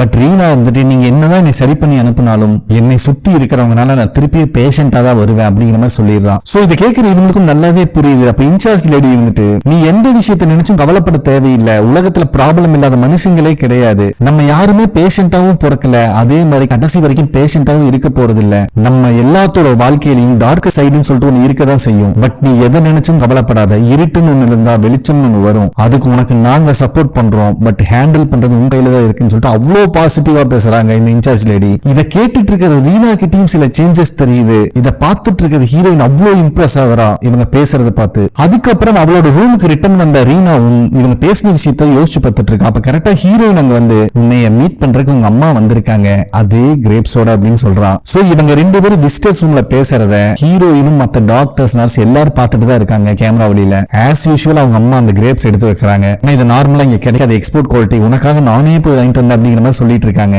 அந்த கிரேப்ஸை எடுக்கலான்னு போகும்போது கூட ரீனாக்கு இன்சார்ஜ் லேடி சொன்ன விஷயம் தான் ஞாபகத்துக்கு வருது. உனக்கு என்ன தோணுதோ, உனக்கு என்ன பிடிச்சிருக்கோ அதை நீ பண்ணு, உனக்கு சப்போர்ட் பண்றதுக்கு நாங்க இருக்கோம், உன்னோட வாழ்க்கையில நீ வெளிச்சத்தை பார்க்கணும்னு ஆசைப்பட்டீங்கன்னா அதுக்கு நீ தான் முயற்சி பண்ணணும் அப்படின்னு சொல்லியிருப்பாங்க. சோ அதை நினைச்சு பார்த்துட்டு அந்த கிரேப்ஸை எடுக்காம வச்சிடறான். அவங்க அம்மா இருந்துட்டு, இந்த கிரேப்ஸ்ல உனக்கு பிடிக்குமேடி சாப்பிடு அப்படிங்கிற மாதிரி சொல்றாங்க. இல்ல எனக்கு பிடிக்காது வேண்டாம் அப்படின்னு சொல்லிட்டு ஃபோர்ஸா எந்திரிக்கும் போது சேர் கீழே விழுந்துருது. இதை பார்த்த ஹீரோயின் பதட்டத்துல அங்கிருந்து ஓடி வரா டோர் ஓபன் பண்றதுக்கு. பட் வாங்க இருந்துட்டு தடுத்துறாரு. அப்ப இவங்க ரெண்டு பேரும் பேசுற விஷயம் வெளியே இருக்கிறவங்களுக்கு கேக்குது. ரீனா இருந்துட்டு, எனக்கு கிரேப்ஸ் பிடிக்கவே பிடிக்காது, பட் அதுதான் எனக்கு நல்லதுன்னு சொல்லி டெய்லி அதையே கொடுத்து என்னை பிடிக்கும்னு என்னையவே நம்ப வச்சுட்டீங்க. அது மட்டும் இல்லாம நான் என்ன ட்ரெஸ் போடணும், யாரு கூட ஃப்ரெண்ட்ஷிப் வச்சுக்கணும், யார கல்யாணம் பண்ணணும் எல்லாமே நீங்க தான் டிசைட் பண்ணீங்க. எல்லாமே உங்க இஷ்டத்துக்கே பண்ணி பண்ணி இப்ப நான் யாருன்னு எனக்கே தெரியாம போச்சு அப்படின்னு ஃபீல் பண்ணி அழுகுறா. அப்ப அவங்க அம்மா இருந்துட்டு, நான் எல்லாமே உனக்கு பெஸ்ட் தாண்டி கொடுத்திருக்கேன் அப்படிங்கிற மாதிரி சொல்றாங்க. ஏன்னா பாவம் இன்னும் அவங்களுக்கு அவங்க பொண்ணு சொல்ல வர விஷயமே புரியல. அதுக்கு ரீனா இருந்துட்டு, நீங்க எனக்கு கொடுத்த எதையுமே நான் தப்பா சொல்லல, நான் எதிர்பார்த்ததுக்கும் மேல கொடுத்திருக்கீங்க, ஆனா நான் எதிர்பார்த்தது எனக்கு கடைசி வரைக்கும் கிடைக்கல, பிடிக்கல. உங்களுக்கு ஒரு விஷயம் தெரியுமா, எனக்கு வயசு 43 ஆச்சு, நான் சொந்தமா ஒரு காஃபியும் கூட ஆர்டர் பண்ணி சாப்பிட்டது இல்ல. அப்ப இத்தனை வருஷமா ஒரு நிமிஷம் கூட என் வாழ்க்கையை நான் வாழ்ந்தது இல்லைன்னு அர்த்தம் அப்படிங்கிற மாதிரி சொல்றா. இதை கேட்கிறவங்க அம்மாவே ஃபீல் பண்றாங்க. அது மட்டும் இல்லாம இந்த உலகத்துல நான் எனக்குன்னு செலக்ட் பண்ணிக்கிட்ட பொருள் ஒண்ணுமே கிடையாது, அதனாலதான் நீங்க வாங்கி கொடுத்த ட்ரெஸ்ஸையும் கூட கழட்டி போட்டு நான் டான்ஸ் ஆடிட்டு இருக்கேன், அப்பதான் எனக்கு நானா தெரியறேன் அப்படின்னு சொல்றான். இப்ப எனக்கு ஒரு விஷயம் மட்டும் தெளிவா புரியுது, நான் உங்க கூட இருந்தா சந்தோஷமா இருக்க மாட்டேன் அப்படின்னு சொல்லிட்டே இருக்கும்போது நம்ம ஹீரோயின் உள்ள வந்துடுறா ரீனாவை கூப்பிட்டு போறதுக்காக. அப்ப அவங்க அம்மா வந்துட்டு நான் உனக்கு எல்லாமே பெஸ்ட் தான் கொடுப்பேன், நீ நம்பு அப்படின்னு சொல்றாங்க. பட் ரீனா பாட்டுக்கு அங்க இருந்து கிளம்பி போயிடுறான். பாவம் இந்த விஷயத்தை ஏத்துக்க முடியாம அவங்க அம்மாவும் கதறி கதறி அழுதுட்டு தான் இருக்காங்க. ஏன்னா அவங்க பொண்ணுக்கு எல்லாமே பெஸ்டா கொடுக்கணும்னு அவ்வளவு உண்மையான வாழ்க்கையவே தொலைச்சிட்டாங்க. அதுக்கப்புறம் நம்ம ஹீரோயின் ரீனாவை தான் வந்து பாக்குறா. அவ ரூம்ல பாவம் ரொம்ப தனிமையில இருக்கா. அப்ப ஹீரோயின் ஃப்ரெண்டு சான்ஸ் சொன்ன விஷயம் தான் ஞாபகத்துக்கு வருது. அவங்க வாழ்க்கைய அவங்க இஷ்டத்துக்கு வாழ விடுங்கடா ஃப்ரீயா, இதை விட நம்ம எந்த பெரிய கிஃப்டும் கொடுத்துட முடியாது அப்படின்னு சொல்லிருப்பான். இதுதான் நினைச்சு பார்த்துட்டு இருக்கா. சோ நெக்ஸ்ட் ரீனா இத்தனை நாள் அவங்க அம்மா வாங்கி கொடுத்த கிரேப்ஸ் எல்லாத்தையும் குப்பை தொட்டியில போட்டுறா. அது இப்பதான் அவளுக்கு கொஞ்சம் ரிலாக்ஸா ஃபீல் ஆகுதாட்டு இருக்கு. ஏன்னா அட்லீஸ்ட் இந்த ஃப்ரூட்ஸையாவது குப்பை தொட்டியில போடணுங்கிற முடிவை சொந்தமாவும் ரொம்ப தைரியமாவும் எடுத்திருக்கா. நெக்ஸ்ட் டே நம்ம ஹீரோயின் கிட்ட ரீனா இருந்துட்டு இனிமேல எங்க அம்மாவை நீ விசிட் பண்ண அலோவ் பண்ணாதீங்க, நான் அவங்களை பார்க்க விரும்பல அப்படின்னு சொல்லிடுறான். நெக்ஸ்ட் சீனே ரீனாவோட அம்மா தான் வராங்க. இந்த டைமும் ஏதோ பார்சல் எடுத்துட்டு வராங்க. பட் கிரேப்ஸ் இருக்கா இல்ல வேற ஏதாவது இருக்கான்னு தெரியல. வந்தவங்க கிட்ட நம்ம ஹீரோயின் வந்துட்டு உங்க பொண்ணு உங்களை பார்க்க விரும்பல அப்படிங்கிற விஷயத்த சொல்றான். அவங்கனால கோவம் தாங்க முடியல. நீங்க அப்படி என்னதான் ட்ரீட்மெண்ட் பண்றீங்கன்னு தெரியல, நான் என் பொண்ணு இன்னைக்கு டிஸ்டர்ப் பண்ணி கூப்பிட்டு போறேன் அப்படின்னு கிளம்ப பாக்குறாங்க. அப்ப ஹீரோயின் வந்துட்டு நான் என்னோட லிமிட்டை தாண்டி இந்த விஷயத்த பேசுறேன்னு தப்பா நினைக்காதீங்க, நீங்களும் எனக்கு அம்மா மாதிரி தான், எங்க அம்மாக்கு எனக்கும் நடுவுல இதே பிரச்சனை தான் இருந்துச்சு அப்படின்னு சொல்றான். சோ இப்பதான் ரீனாவோட அம்மாவே ஹீரோயின் பேசுறத காது கொடுத்து கேட்கறாங்க. எங்க அம்மா எனக்கு ரைஸ் கேக் பிடிக்கும் நினைச்சு டெய்லி டிஃபன்ல தான் வைக்கிறாங்க, ரொம்ப வருஷமா என்னை நானே ஏமாத்திட்டு இருந்தேன், பட் உண்மை என்னன்னா எனக்கு ரைஸ் கேக் பிடிக்கவே பிடிக்காது அப்படின்னு சொல்றான். ஆனாலும் ஒரு கட்டத்துல எனக்கும் எங்க அம்மாக்குள்ள பாண்டிங் அதிகமாச்சு. எப்பன்னு தெரியுமா, நான் என்ன பண்ணாலும் எனக்கு சப்போர்ட் பண்ண ஆரம்பிச்சாங்க, எனக்கு பின்னாடி எங்க அம்மா இருக்காங்க அப்படிங்கிற நம்பிக்கை எனக்கு வந்துச்சு. எனக்கு புரியுது உங்க பொண்ணோட நல்லதுக்காக தான் நீங்க பண்றீங்க, பட் இருந்தாலும் நீங்க கொஞ்சம் யோசிச்சு பாருங்க, உங்க பொண்ணுக்கு எங்க சப்போர்ட் தேவைப்படும் உங்களுக்கு நல்லாவே தெரியும் அப்படிங்கிற மாதிரி சொல்றான். இது அவங்க அம்மாவுக்கு உண்மையாலுமே சரியா படுது. அங்க சீன் கட் ஆகுது. நெக்ஸ்ட் சீன்லயே இந்த ரீனாவோட அம்மா ஒரு சூப்பர் மார்க்கெட்டுக்கு போறாங்க. அப்ப அங்க ஒர்க் பண்ற லேடி வந்துட்டு மேம் நீங்க எப்பவுமே வாங்க கிரேப்ஸ் இப்பதான் வந்திருக்கு, ரொம்ப ஃப்ரெஷ்ஷா இருக்கு அப்படிங்கிற மாதிரி மார்க்கெட்டிங் பண்றான். ஆனா அவங்க அம்மா கிரேப்ஸ் வேண்டாமா, நான் வேற ஏதாவது வாங்கிக்கிறேன் அப்படிங்கிற மாதிரி சொல்றாங்க.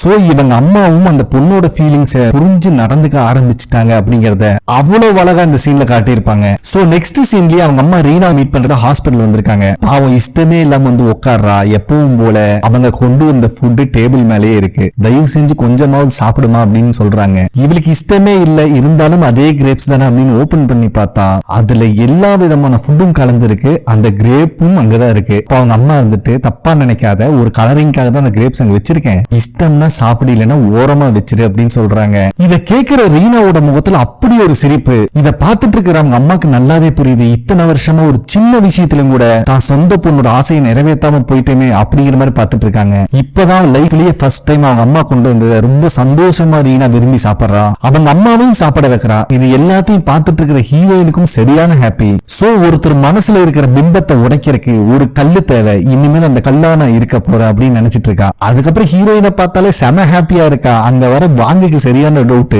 என்னம்மா ஓவர் எக்ஸைட்மெண்ட்ல இருக்க, என்னாச்சு அப்படிங்கிற மாதிரி கேட்கிறா. அதுக்கு ஹீரோயின் இருந்துட்டு இத்தனை நாள் ஏன் இந்த சைக்கியாட்ரிக் வார்டுக்கு என்னை மாத்தினாங்கன்னு தெரியல, பட் இனிமேல் நான் ஒரு கல்லா இருக்க போறேனே அப்படின்னு சொல்லி சந்தோஷத்துல அங்க துள்ளி வச்சுட்டு போறா. இதை கேட்கிற பேங்க் ஒரு பக்கம் சந்தோஷமா இருந்தாலும் அவ என்ன சொன்னாங்கிறது எனக்கு புரியல. இப்ப கரெக்டா அங்க வர ஹீரோ யார் லூசு மாதிரி சிரிச்சிட்டு போறா அப்படிங்கிற மாதிரி கேட்கிறான். அவ என்னோட யூனிட்ல ஒர்க் பண்ற நர்ஸ் தான், இதுக்கு மேல ஏதோ கல்லா இருக்க போறாளாமா அப்படின்னு சொல்லி ரெண்டு பேர் ஃபன் பண்ணிட்டு போறானுங்க. அதே நேரத்துல ஹீரோயினோட யூனிட்ல ஒரு நர்ஸ்காரி இருந்துட்டு ஆல்ரெடி ஹீரோயின் ஒர்க் பண்ண இடத்துல விசாரிச்சுட்டேன், அவ மேல எந்த ப்ராப்ளமும் கிடையாது, பட் ஏன் அவளை இங்க டிரான்ஸ்பர் பண்ணாங்க இப்போ யாருக்கும் தெரியல அப்படின்னு சொல்லிடுறான். இதை கேட்கிற ஃப்ரெண்டு நர்ஸ்காரி சரியான ஷாக்கு. ஏன்னா ஏதாவது தப்பு பண்ணியிருந்தா கூட இங்க டிரான்ஸ்பர் பண்ணி பனிஷ்மெண்ட் ஏத்துக்கலாம், இவளை எதுக்குடா இங்க மாத்தணும் அப்படின்னு யோசிச்சுட்டே இருக்கும் போது ஒரு டாக்டர் வந்து பேஷண்ட் சீரியஸா இருக்காங்க அப்படின்னு சொன்ன உடனே எல்லாம் அறக்க பறக்க கிளம்புறாங்க. அப்ப கரெக்டா அங்க வர ஹீரோயின் கிட்ட ஃப்ரெண்டு நர்ஸ்காரி இருந்துட்டு மிஸ்டர் கிம் அப்படிங்கிற பேஷண்ட நீ ட்ரீட்மெண்ட் கூப்பிட்டு போயிரு, அவர் நிறைய விஷயம் வர அது எதுவும் காதுல போட்டுக்காத அப்படின்னு சொல்லிட்டு போயிடுறான். சோ ஹீரோயினும் அந்த கிம் பேஷண்ட கூப்பிட்டு வந்து வெயிட் பண்ணிட்டு இருக்கா. அப்ப கரெக்டா நம்ம ஹீரோ தான் வெளியே வரான். ஹீரோக்கு ஹீரோயினை பார்த்தோன்னே தெரிஞ்சிருது அந்த ஸ்டோன் காரி தான் இவ அப்படிங்கிற மாதிரி.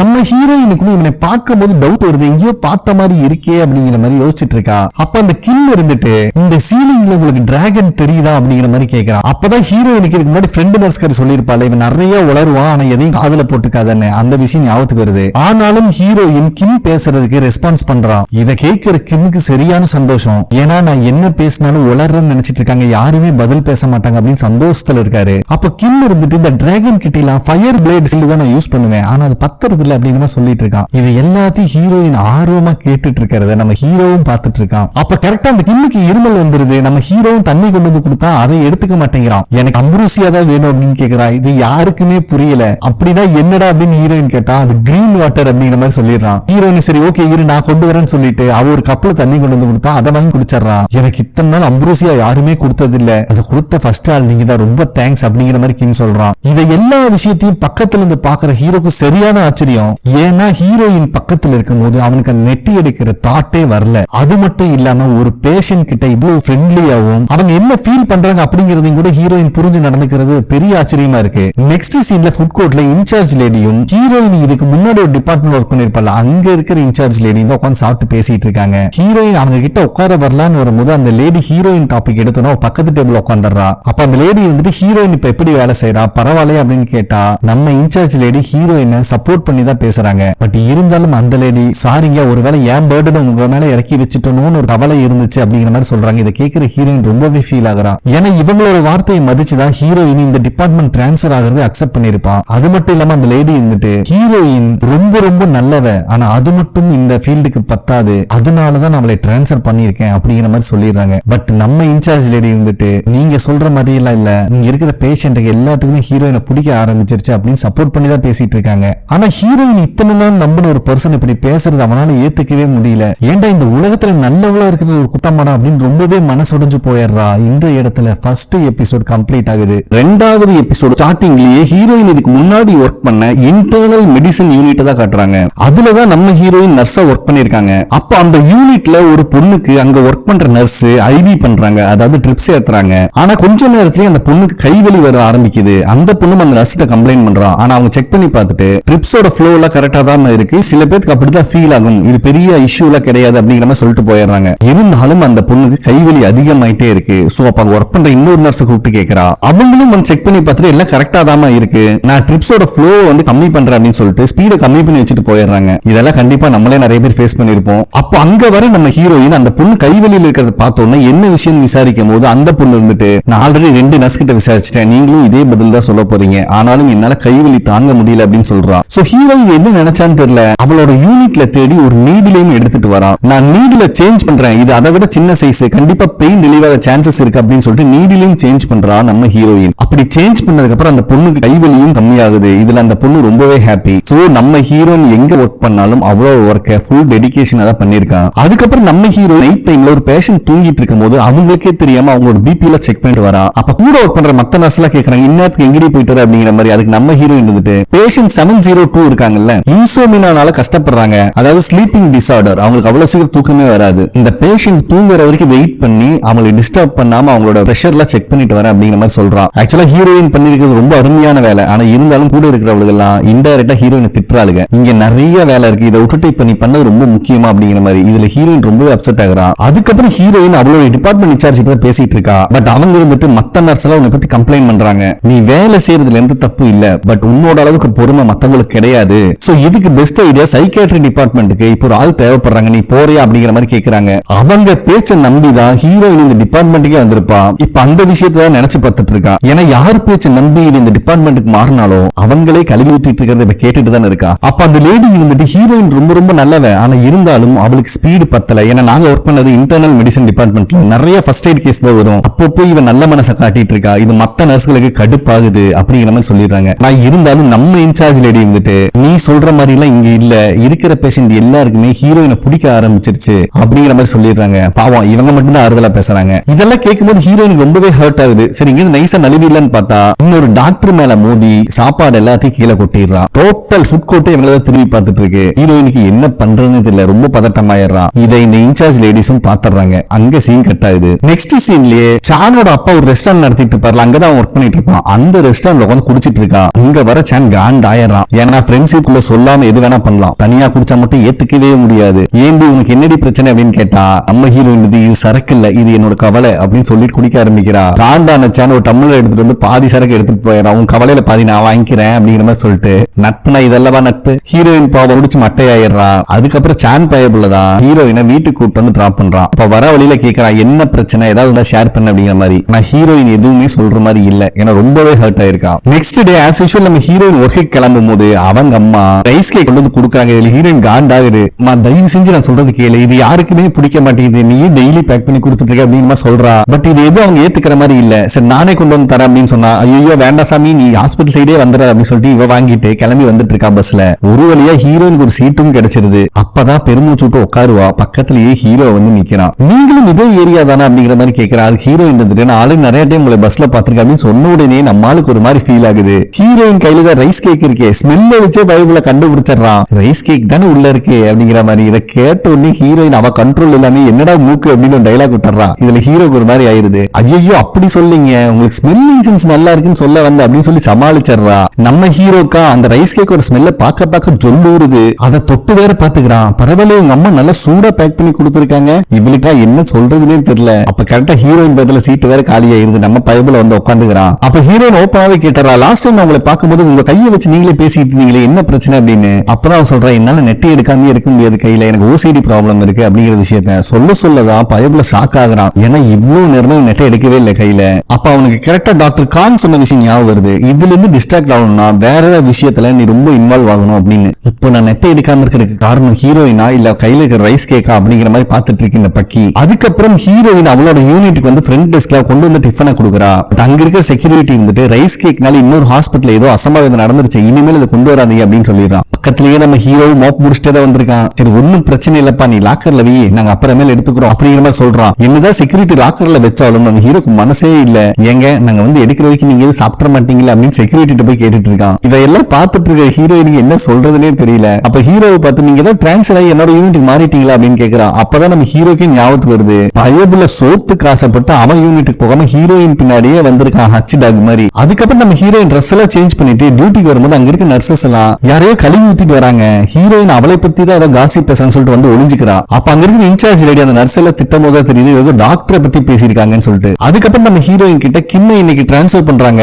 ஏன்னா இந்த ஹாஸ்பிட்டல் வச்சு மெயின்டைன் பண்ண முடியல, சின்ன ஹாஸ்பிட்டல் மாத்துறாங்க. சோ அவனுக்கு தேவையான டெஸ்ட் எல்லாம் எடுத்துரு அப்படிங்கிற மாதிரி சொல்லிடுறாங்க. நம்ம ஹீரோயினும் பேஷண்ட் கிம்மை தான் பார்க்க வந்திருக்கா. அவருக்கு டேப்லெட் கொடுத்துட்டு இந்த மாதிரி மத்தியானம் உங்களே வேற ஹாஸ்பிட்டல் மாத்திடுவாங்க அப்படிங்கிற விஷயத்தையும் சொல்றான். அப்பதான் அவரோட ரூம்ல நிறைய கேட் சம்பந்தமான ஸ்டிக்கர்ஸ் ஒட்டிருக்கிறத பாக்குறான். இதெல்லாம் இங்க ஒட்டக்கூடாது, நான் எடுத்துறேன்னு சொல்லும் போது கிம் அவரே வந்து எடுக்கிறாரு நல்ல பிள்ளையாட்ட.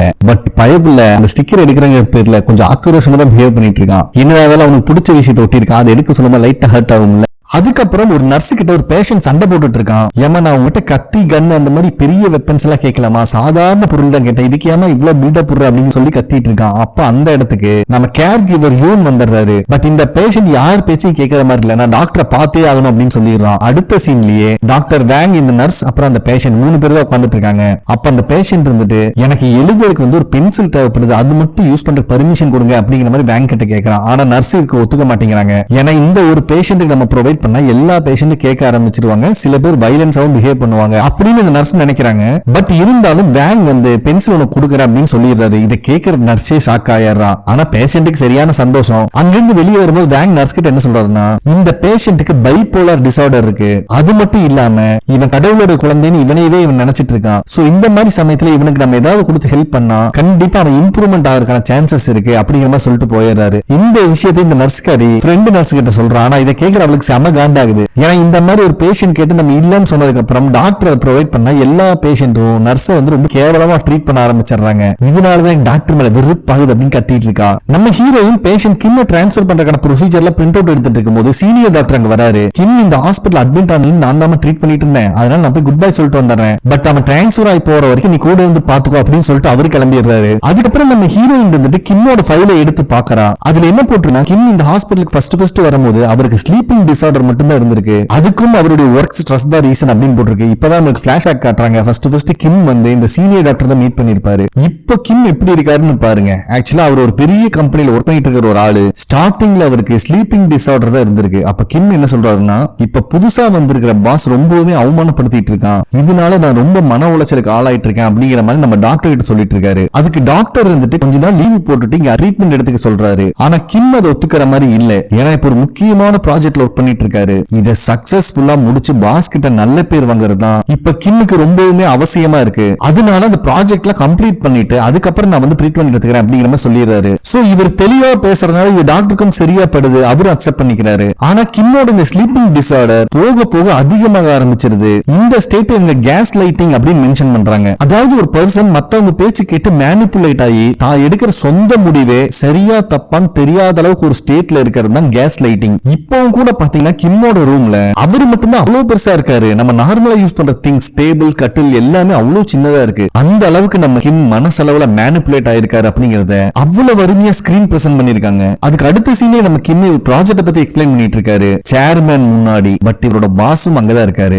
பார்க்க நம்ம கிம் மேனிபுலேட் ஆகி அவருனால ஒரு கட்டத்துல பேச முடியாமையே போயிருது. அதனால ஒரு குட்டி பிரேக் பர்மிஷன் வாங்கிக்கிறாரு. ரெஸ்ட் ரூம் போலான்னு பார்த்தா பாஸ்கரை பிடிச்சு வாங்கிட்டு இருக்காங்க கிம்ம. அது மட்டும் இல்லாம இது நம்ம கிம்மோட ஹேபிட்டாவே ஆயிருது. அவர் கொஞ்சம் பதட்டமா ஃபீல் ஆனாலே ரெஸ்ட் ரூம் தேடி ஓட ஆரம்பிச்சிடுறாரு. சோ இந்த விஷயத்தெல்லாம் நம்ம சீனியர் டாக்டர் கிட்ட சொல்லிட்டு அவர் மொபைல் எடுத்து காட்டுறாரு. பார்த்தா பயபுள்ள ஆபீஸ் போற ரூட்ல எந்தெந்த ஏரியால எங்கெங்க ரெஸ்ட் ரூம் இருக்கு மார்க் பண்ணி வச்சிருக்காரு. சோ இது எல்லாத்தையும் பாக்குற நம்ம சீனியர் டாக்டர் இருந்துட்டு மைண்ட டைவர்ட் பண்றதுக்காக உங்க பிடிச்ச விஷயத்துல நீங்க கொஞ்சம் கான்சென்ட்ரேட் பண்ணுங்க அப்படிங்கிற மாதிரி சொல்லிடுறாரு. அதனால நம்ம கிம் இருந்துட்டு ஒரு கேட்டை அடாப்ட் பண்றதுக்கு வந்திருக்காரு. பட் எதிர்பாராத விதமா ஒரு கேட் தானா வந்து கிம் கிட்ட நிக்குது. இத பாக்குற அங்க ஒர்க் பண்ற ஸ்டாஃபே ஷாக் ஆயிடுறாங்க. ஏன்னா இந்த கேட்டை இதுக்கு முன்னாடி வளர்த்தின ஓனர் ரொம்பவே குடும்பப்படுத்தி இருக்காங்க. ஒரு ஆக்சிடென்ட்ல அது கண்ணும் போயிருச்சு. அதுக்கப்புறம் இருந்து அது எந்த மனுஷங்கிட்டையும் வரதில்லை. பட் உங்ககிட்ட தேடி வந்திருக்கு அப்படின்னு சொன்ன உடனே கிம்முக்கு ரொம்ப பிடிச்சு போய் அடாப்ட் பண்றதுக்காக அக்செப்ட் பண்ணிக்கிறாரு. நெக்ஸ்ட் சீன்லயே ஆபீஸ் டின்னருக்கு போயிருக்காங்க. அங்கேயுமே அந்த பாஸ்கார நம்ம கிம்ம போட்டு எல்லாத்துக்கு முன்னாடி அவமானப்படுத்திட்டு இருக்கான். ஒரு கட்டத்துல அடிக்கிற மாதிரி வந்துடுறான். சோ இந்த மாதிரி சம்பவத்தினால கிம்மோட மனநிலைமை ரொம்பவே மோசமாயிருது. பைபிள்ல வாழ்க்கையவே வெறுத்து போய் மாடியிலிருந்து சூசைட் பண்ணலாம்னு சொல்லிட்டு பில்டிங்கோட உச்சியில போய் நின்று இருக்காரு. அப்போ ஒரு பிளைட் பறந்துட்டு இருக்கு.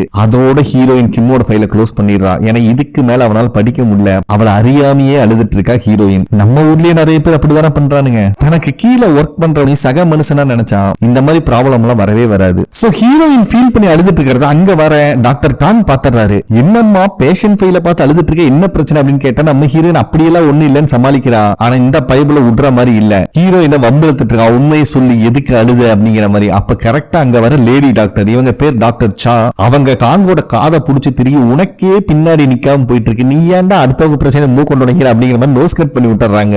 இருந்தாலும் நம்ம ஹீரோயினுக்கு கிம்ம பத்தின விஷயம் தான் மண்டையில ஓடிட்டு இருக்கு. சோ அவரோட கேஸ பத்தி போட்டு வாங்குறா. அதுக்கு டாக்டர் காங் இருந்துட்டு கிம்ம சுத்தி எல்லா விஷயம் நார்மலா தான் நடக்கும். பட் அவருக்கு வித்தியாசமா தெரியும். எல்லாரும் அவரையே வாட்ச் பண்ணிட்டு இருக்கிற மாதிரியும், அவர் தப்பு செஞ்சா எல்லாரும் திட்டிடுவாங்களோ அப்படிங்கிற பயத்திலேயே தான் அவர் இருப்பாரு. இன்கேஸ் அவருக்கு ஹெல்ப் தேவைப்பட்டாலும் யார்கிட்ட கேட்க மாட்டாரு. இதுதான் அவருடைய ப்ராப்ளம் அப்படிங்கிற மாதிரி சொல்லிடுறாரு. பைபிள் இவ்வளவு நாலேஜா பேசிட்டு இருக்கான். ஆனா நம்ம ஹீரோயினுக்கு வயித்துல கடமுடான்னு சத்தம் போட ஆரம்பிச்சிருது. அங்க சீனும் கட் ஆகுது. அதே நேரத்துல நம்ம ஹீரோவை தான் காட்டுறாங்க. பைபிள் யாரையோ குப்பரக்கா படுக்க வச்சு செக் பண்ணிட்டு இருக்கும் போது அவங்க பேக்ல இருக்கிற பர்த் மார்க்க பாத்துறான். ஏன்பா இன்னுமா இது உனக்கு போகல அப்படின்னு பேசிட்டே இருக்கும் போது நம்ம ஹீரோக்கு ஹீரோயின் கொண்டு வர ரைஸ் கேக் ஞாபகம் வந்துருது. இப்ப நம்ம ஹீரோவோட கண்ணுக்கு அந்த பர்த் மார்க்கும் ரைஸ் கேக் மாதிரி தான் தெரியுது. ஏன்னா உங்க இமேஜினேஷன் ஒரு அளவில்லையாடா, அடுத்த பட்டாக்ஸ் மேல எல்லாம் ரைஸ் கேக் வர மாதிரியா இமேஜின் பண்ணுவீங்க அப்படின்னு நம்மளுக்கே தோணும். பட் என்ன பண்ண முடியும், ஒரு வழியா பேசி அந்த பேஷண்டே அனுப்பி வச்சிடறாங்க. சோ ஹீரோ கூட இருக்கிற நர்ஸுக்கு நல்லாவே தெரியுது பைபிள ரைஸ் கேக் அலையறான்னு சொல்லிட்டு, நான் உங்களுக்கு கொண்டு வந்து தரேன் கவலைப்படாதீங்க அப்படின்னு சொல்லிடுறா. இதுல ஹீரோக்கு சரியான சந்தோஷம். ஆமா இப்ப எல்லாம் கையில நட்டி உடைக்கிறதே இல்லையே, என்ன ஆச்சு அப்படின்னு கேட்டா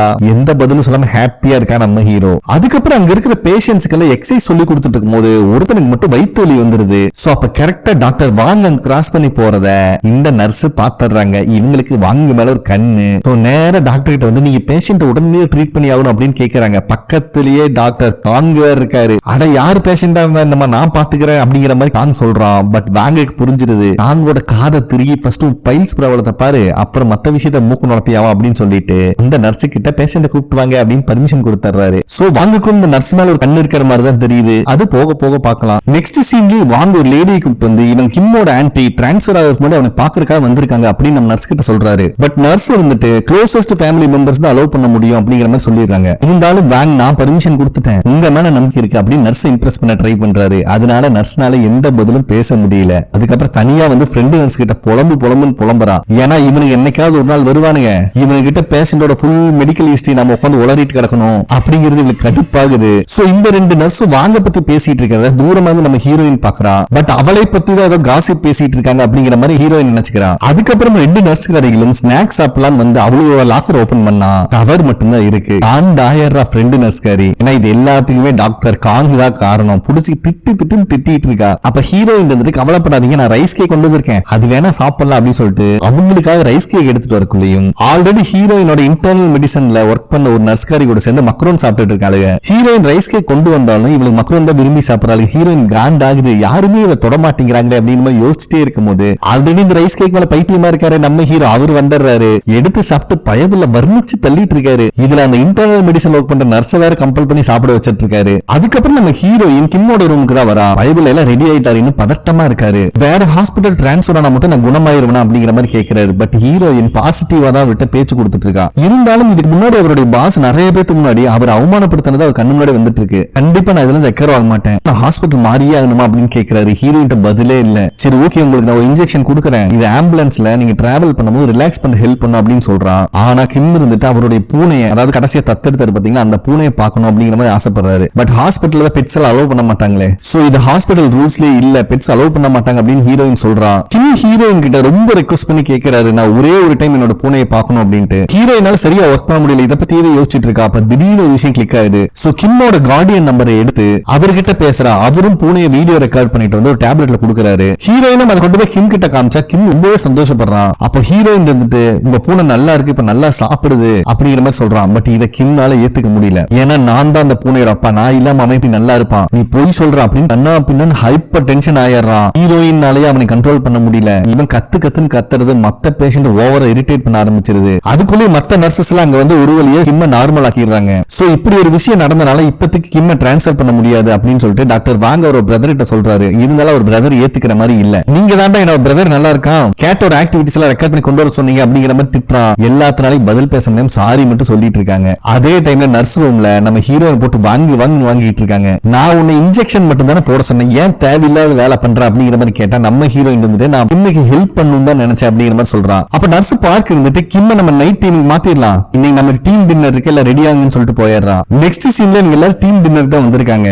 அப்ப வாங்குற ஒரு நர்ஸ் இருக்கால, டைரக்டாவே வாங்க தாக்க ஆரம்பிச்சிடறா பேச்சுவாக்குல. ஆல்ரெடி டே ஃபுல்லா நாங்க பேஷன்ஸை பார்த்துட்டு இருக்கோம், அவங்க கார்டியனுக்கு ஃபுல்லா எக்ஸ்பிளைன் பண்ணி டயர்டா இருக்கும், இங்க எங்களை குக் ஆக்கிடாதீங்க அப்படிங்கிற மாதிரி சொல்றா. இதை கேட்கிற வாங்க நல்லாவே புரியுது. சரிமா நீங்க மேல கோவத்துல இருக்கன்னு தெரியுது, விடு பாத்துக்கலாம் அப்படிங்கிற மாதிரி வாங்க சமாதானப்படுத்தினா. ஆனா இருந்தாலும் அங்க இருக்கிற லேடி சானால இதை அக்செப்ட் பண்ண முடியல. வாங்க ஒரு டாக்டர் இப்படி பேசிருக்க கூடாது, அதனால சா இருந்துட்டு இன்னைக்கு ஹீரோயின் பண்ணது தப்பு, ஒரு பேசிக் விஷயம் கூட தெரியாம இப்படி இருக்கலாம் சொல்லி ஹீரோயினை தாக்குறா. பட் பக்கத்திலேயே இருக்கிற நர்ஸ் பார்க் இருந்துட்டு ஹீரோயினை ப்ரொடெக்ட் பண்றாங்க. ஒன்னும் கவலைப்படாதீங்க, இதுக்கு மேல இந்த தப்பு நடக்காது, நாங்க கூட இருந்து பாத்துக்கிறோம் அப்படிங்கிற மாதிரி அந்த டாபிக்கை முடிச்சிடறாங்க. அப்ப ஃப்ரெண்டு நர்ஸ் இருந்துட்டு டாக்டர் காங்க பார்த்து தயவு செஞ்சு ஸ்நாக்ஸ் எல்லாம் திருடுறத மட்டும் கொஞ்சம் கம்மி பண்ணிக்கோ, என்னை விட நல்லா தானே சம்பாதிக்கிற அப்படின்னு போட்டு வாங்கிட்டு இருக்கா. காங்குக்கு என்ன பதில் சொல்றதுன்னு தெரியல, திக்குமுக்காடி நின்றுட்டு இருக்கா. அந்த சமயத்துல சீனியர் டாக்டர் இருந்துட்டு நானும் தான் அந்த ஸ்நாக்ஸ் சாப்பிட்டிருக்கேன் அப்படின்னு சொன்னோன்னே எல்லாரும் கப்பு சுப்புன்னு ஆயிடுறாங்க. அப்ப இன்சார்ஜ் லேடிக்கு நல்லாவே புரியுது சீனியர் டாக்டர் வந்து காங்க காப்பாத்த பாக்குறாருன்னு. அப்ப அவங்க என்ன சொல்றாங்கன்னா, நீங்க தப்பா புரிஞ்சுக்கிட்டீங்க, நர்ஸ் எல்லாம் கொஞ்சம் தான் சம்பாதிக்கிறாங்க, அவங்க சொந்த காசுல வாங்கிட்டு வந்து வச்ச ஸ்நாக்ஸ் அவங்களுக்கு பர்மிஷனே கேட்காம எடுத்து சாப்பிட்டுறாங்க, சோ அவங்கனால சாப்பிட முடியாம போயிருது அப்படின்னு சொல்றாங்க. இது எல்லாத்துக்கும் புரியுது. அதனால இந்த பக்கிய ஒரு பெட் வச்சு நம்ம இன்சார்ஜ் லேடி சீனியர் டாக்டரும் யார் அதிகமா குடிக்கிறாங்களோ அவங்க சொல்றது கேட்கணும் அப்படிங்கிற மாதிரி பந்தயம் ஸ்டார்ட் ஆகுது. நம்ம இன்சார்ஜ் லேடி ஆள் பல்கா இருக்காங்க, குடிச்சு தள்ளுறாங்க.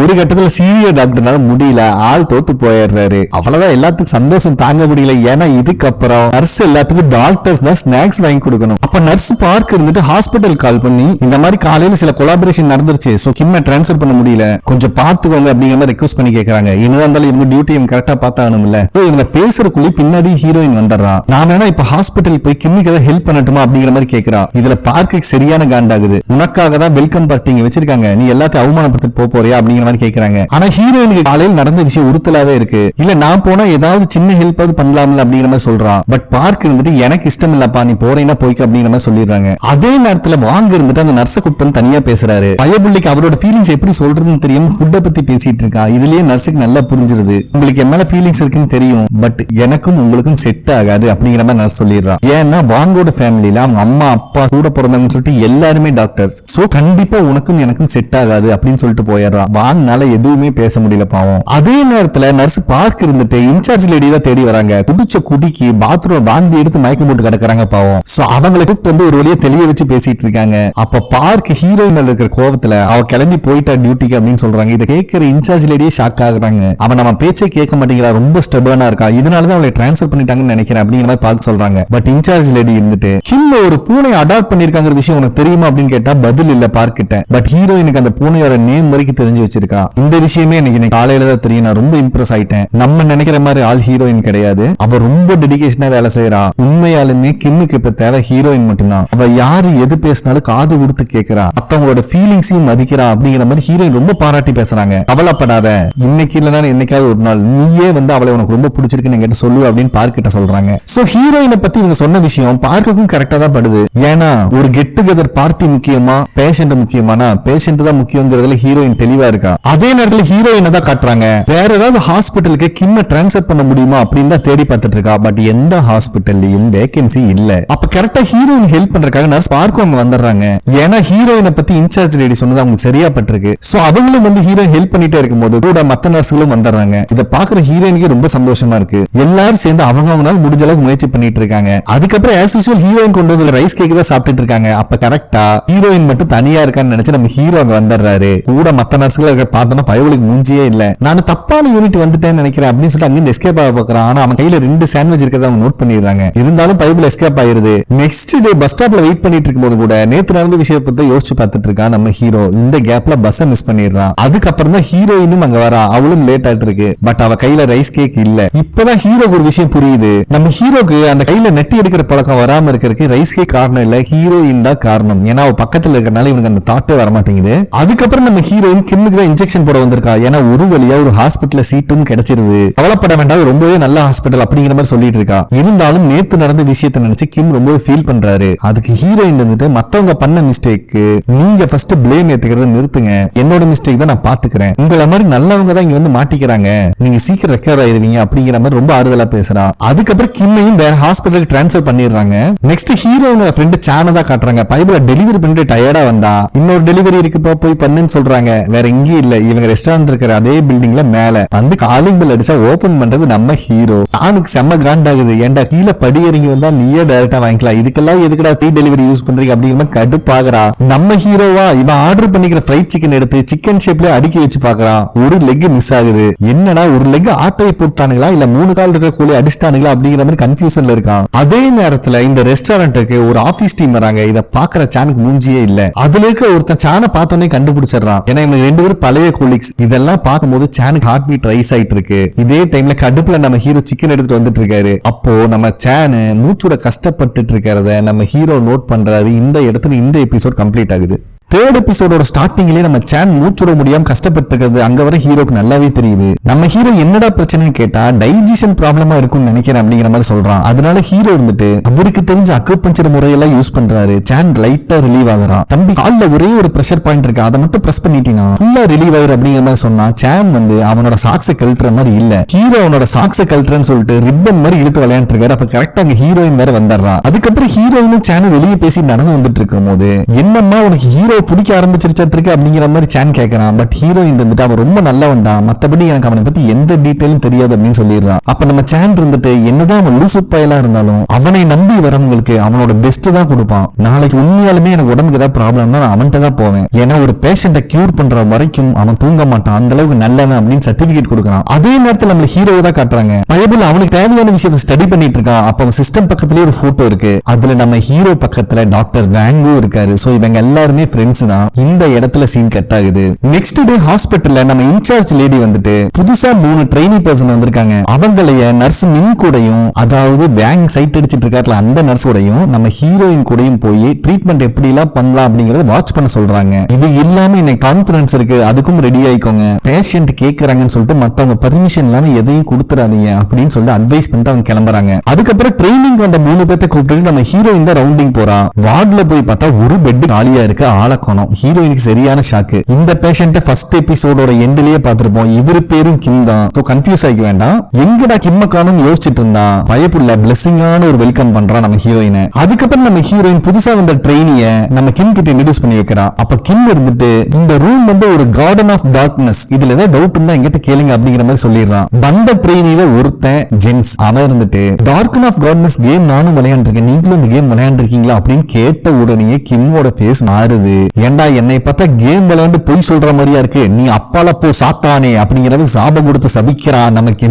வந்த ட்ரெயில பாவம் பயந்துடுறாங்க. ஒரு வழியா நம்ம ஹீரோயின் தான் சமாதானப்படுத்துறான். பயபுள்ள இத்தனை நேரம் அவ்வளவு சாபம் கொடுத்துட்டு இப்ப நல்ல பிள்ளையாட்ட போய் அவன் போட்ட குப்பையில அவனே பொறுக்கிட்டு இருக்கான். இத பாக்குறவங்களுக்கு என்ன பேசுறதே தெரியல, பாவம் எல்லாம் புதுசு வேற. அதுக்கப்புறம் நம்ம ஹீரோயின் அந்த நியூ ட்ரெயினிஸ்க்கு தெரப்பி ரூம் காட்டுறான். அது மட்டும் இல்லாம இங்க இருக்கிற பேஷண்ட்ஸ் இப்படிதான் இருப்பாங்க, அவங்களுக்கு ஒரு டெலிஷன் இருக்கும், அதை நீங்க என்கரேஜும் பண்ணக்கூடாது, அதே நேரத்துல மொத்தமா கண்டுக்காம அவாய்டும் பண்ணக்கூடாது. எனக்கும் ஃபர்ஸ்ட் இப்படிதான் இருந்துச்சு, போக போக பழகிரும் அப்படின்னு ரொம்ப பாசிட்டிவாக உங்களுக்கு கைட் பண்றா. இருந்தாலும் இந்த ட்ரெயினில இருக்கிறவன் கொஞ்சம் பிரேக் கிடைக்குமா அப்படிங்கிற மாதிரி கேட்டுறான். ஹீரோயினுக்கு புரியுது, நீங்க பிரேக் எடுத்துட்டு அப்புறம் கால் பண்ணுங்கன்னு சொல்லிட்டு ஹீரோயினும் அவளுடைய வார்டுக்கு போயிடுறான். சோ இந்த விஷயத்தை மின் நர்ஸ் கிட்ட சொன்னதுக்கு அப்புறம் அவளே ஆச்சரியப்படுறா. பரவாயில்லையே, புதுசா வந்தவங்க ஃபர்ஸ்ட் நாள் வாயை திறந்து பிரேக் கேட்கறவங்க போல்டா இருக்காங்களா, நான் போய் பாக்குறேன்னு சொல்லிட்டு மின் வரா. வந்து பார்த்தா ட்ரெயினில அந்த 2 லேடிஸ் மட்டும் தான் இருக்காங்க, அந்த ஜென்ஸை காணோம். பயபுல கொஞ்சம் மிஸ்டீரியஸா இருக்கான், எங்கேயோ போயிட்டு வரான், என்ன விஷயம் காட்டல. அதுக்கப்புறம் மின் இருந்துட்டு பேஷண்ட் எல்லாம் எவ்வளவு சாப்பிடுறாங்க, எவ்வளவு மீதி வைக்கிறாங்க அதையும் நோட் பண்ணணும் அப்படின்னு சொல்லிட்டு கைட் பண்றா.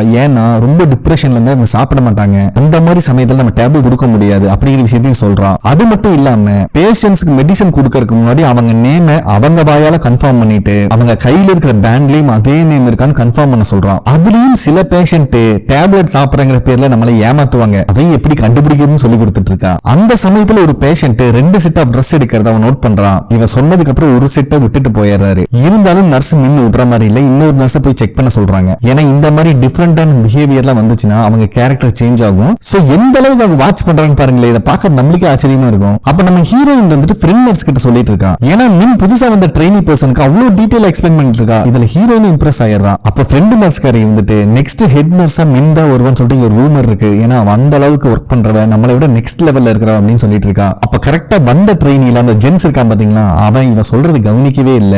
அதை நம்ம மின்னும் கண்டுபிடிச்சிடறா. அதை பத்தி கேள்வி கேட்டா அவன் ரெஸ்ட் ரூம் போலாமான்னு பர்மிஷன் கேட்டு இருக்கான் சின்ன பிள்ளையாட்ட. பட் மின்னு வந்துட்டு அதெல்லாம் முடியாது, சொல்றத ஃபர்ஸ்ட் கவனிப்பா அப்படின்னு ரொம்ப ஸ்ட்ரிக்டாவே பேசிடுறான். இருந்தாலும் பயபுல கொஞ்சம் வித்தியாசமா தான் பிஹேவ் பண்ணிட்டு இருக்கான். இதை ஹீரோயின் மட்டும் தான் நோட் பண்றான். அங்க சீன் கட் ஆகுது. அதுக்கப்புறம் நம்ம டாக்டர் வேங் இருந்துட்டு மின் கிட்ட வந்து கெஞ்சிட்டு இருக்காரு. ஏமா அன்னைக்கு தான் நீ வேண்டான்னு சொல்லிட்டேன், அந்த முடிவை கொஞ்சம் ரீகன்சிடர் பண்ணக்கூடாதா அப்படிங்கிற மாதிரி. பட் மின் இந்த விஷயத்தில் தெளிவா இருக்கா. சரி என்னை வேண்டாங்கிறதுல நீ தெளிவா இருக்க, பட் அது ப்ராப்பரான ஒரே ஒரு ரீசன் சொல்லு அப்படிங்கிற மாதிரி கேட்டு இருக்காரு. அப்ப நம்ம மின் இருந்துட்டு பேஷண்டோட டீடைல்ஸ் பார்த்துட்டு இருக்கும்போது அதுல ஒரு பேஷண்ட்டுக்கு ஒரு பையனோட ஆவி தெரியுது அப்படின்னு போட்டிருக்கு. உடனே இதே விஷயத்தை வேங் கிட்ட சொல்லிடுறா. என்னால பேயை பார்க்க முடியும், அதனால நான் உன்னை லவ் பண்ண முடியாது அப்படின்னு சொல்லிட்டு போயிடுறா. இதுல வேங்குக்கு என்ன பேசுறதுன்னு தெரியல பாவம். அதே நேரத்தில் நர்ஸ் பார்க் இருந்துட்டு பேஷண்ட்டுக்கு டேப்லெட்ஸ் எல்லாம் சேஞ்ச் பண்ணிருக்காங்களா, அதுக்கப்புறம் அவங்க ஆக்டிவிட்டிஸ் மாறுதா அப்படிங்கறத எப்படி நோட் பண்ணணும்னு சொல்லி கொடுத்துட்டு இருக்காங்க. பட் இந்த இடத்துலயும் ட்ரெயினியா வந்த 2 பொண்ணுங்க மட்டும் தான் இருக்காங்க, அந்த ஆளை காணும். அப்ப கரெக்டா ஹீரோயின் ஃப்ரெண்ட் நர்ஸ்காரி சாப்பிட போலான்னு பார்த்தா பார்க் இருந்துட்டு ட்ரெயினிங் கூப்பிட்டு போய் சாப்பிட வைங்க அப்படின்னு சொல்லிடுறாங்க. அப்பதான் ஹீரோயின் நோட் பண்ற அந்த ஜென்ஸ் அங்க இல்ல அப்படின்னு. சோ இவங்க கரெக்டா போகும்போது பைபிள ரெஸ்ட் ரூம்ல இருந்து வரான். சாப்பிட வர இடம் கேட்டா ஓகேன்னு சொல்லிட்டு அவன் மட்டும் போயிடறான். ஆனா இவனோட ஆக்டிவிட்டிஸ் ஹீரோயினுக்கு ரொம்ப வியர்டா இருக்கு.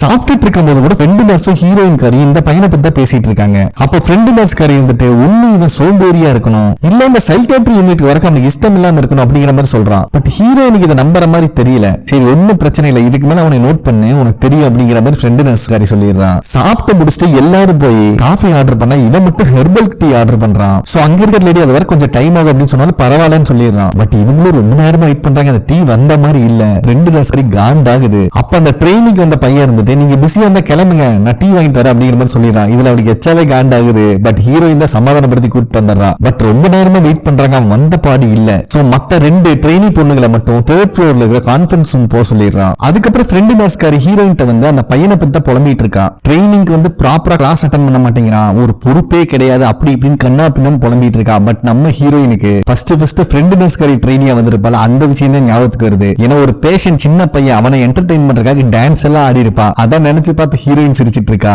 அதுக்கப்புறம் கான்ஃபரன்ஸும் ஸ்டார்ட் ஆகுது. நம்ம காங்க கேஷுவலா உள்ள வந்துடுறான். ஸ்ட்ரைட்டா பார்த்தா நம்ம ஹீரோ ஆல்ரெடி இவங்கிட்ட தான் நான் ட்ரீட்மெண்ட் வேற எடுத்துட்டு இருக்கான். அதனால பம்பிட்டு பைபிள வேற சீட்ல போய் உட்காந்துறான். சோ அங்க வர ஹீரோயினுக்கு ஹீரோவை பார்த்தோம் ஷாக்கு. ஏன்னா இந்த கான்ஃபரன்ஸ் இவங்க யூனிட்டுக்கு மட்டும்தான், அதாவது சைக்கியாட்ரி யூனிட்டுக்கு. இங்க என்ன பண்றீங்கன்னு கேட்டா இல்ல நான் சீனியர் டாக்டர் கிட்ட ஸ்பெஷல் பர்மிஷன் வாங்கிட்டேன் அப்படின்னு சொல்றான். நம்ம ஹீரோக்கு எல்லா விஷயத்திலயும் ஆர்வம் மாட்டிருக்கு. சோ கான்ஃபரன்ஸும் ஸ்டார்ட் ஆகுது. நம்ம டாக்டர் வேங் தான் எக்ஸ்பிளைன் பண்ணிட்டு இருக்காரு. அந்த ட்ரெயினி பையன் இந்த கான்ஃபரன்ஸ் லேட்டா வரா. இத பாக்குற ஃப்ரெண்டு சரி காண்டாகுது. ஹீரோயினும் இவனை ஒரு டவுட் லிஸ்ட்லயே பாத்துட்டு இருக்கா. அப்ப நம்ம வேங் இருந்துட்டு பேனிக் டிசார்டர் பத்தி தான் எக்ஸ்பிளைன் பண்ணிட்டு இருக்காரு. ஏன்னா இதெல்லாம் நார்மலா பெரிய பெரிய செலிபிரிட்டி பெரிய ஃபேம் இருக்கிறவங்க தான் வரும்னு நினைச்சிட்டு இருந்தோம். பட் இப்ப 70% பீப்புள் எஃபெக்ட் ஆயிருக்காங்க. அவங்க நார்மல் மனுஷன் கூட கலந்துருக்கறனால அவங்களுக்கு இந்த டிசீஸ் பெருசாக கண்டு கண்டுபிடிக்க முடியாது. சோ இத பத்தி நம்ம ஒரு எக்ஸ்பெரிமெண்ட் பண்ணுவோம். எல்லாத்தையும் பேரா பிரிய சொல்றாரு. நம்ம ஹீரோயின் வேணும்ட்டு இந்த ட்ரைனிங் அந்த பையனை தான் கூப்பிட்டு வச்சு உட்கார்றா பக்கத்துல. எல்லாரும் டாக்டர் பேங்க் சொல்ற மாதிரியே பண்றாங்க. பட் ஹீரோயினால பர்டிகுலர் செகண்ட்ஸ்க்கு மேல அவ பிரீத்தை ஹோல்ட் பண்ண முடியல. இப்ப ரோல ஸ்விட்ச் பண்ண சொல்றாங்க. பட் அந்த பையனால சுத்தமா ஹோல்டு பண்ண முடியல.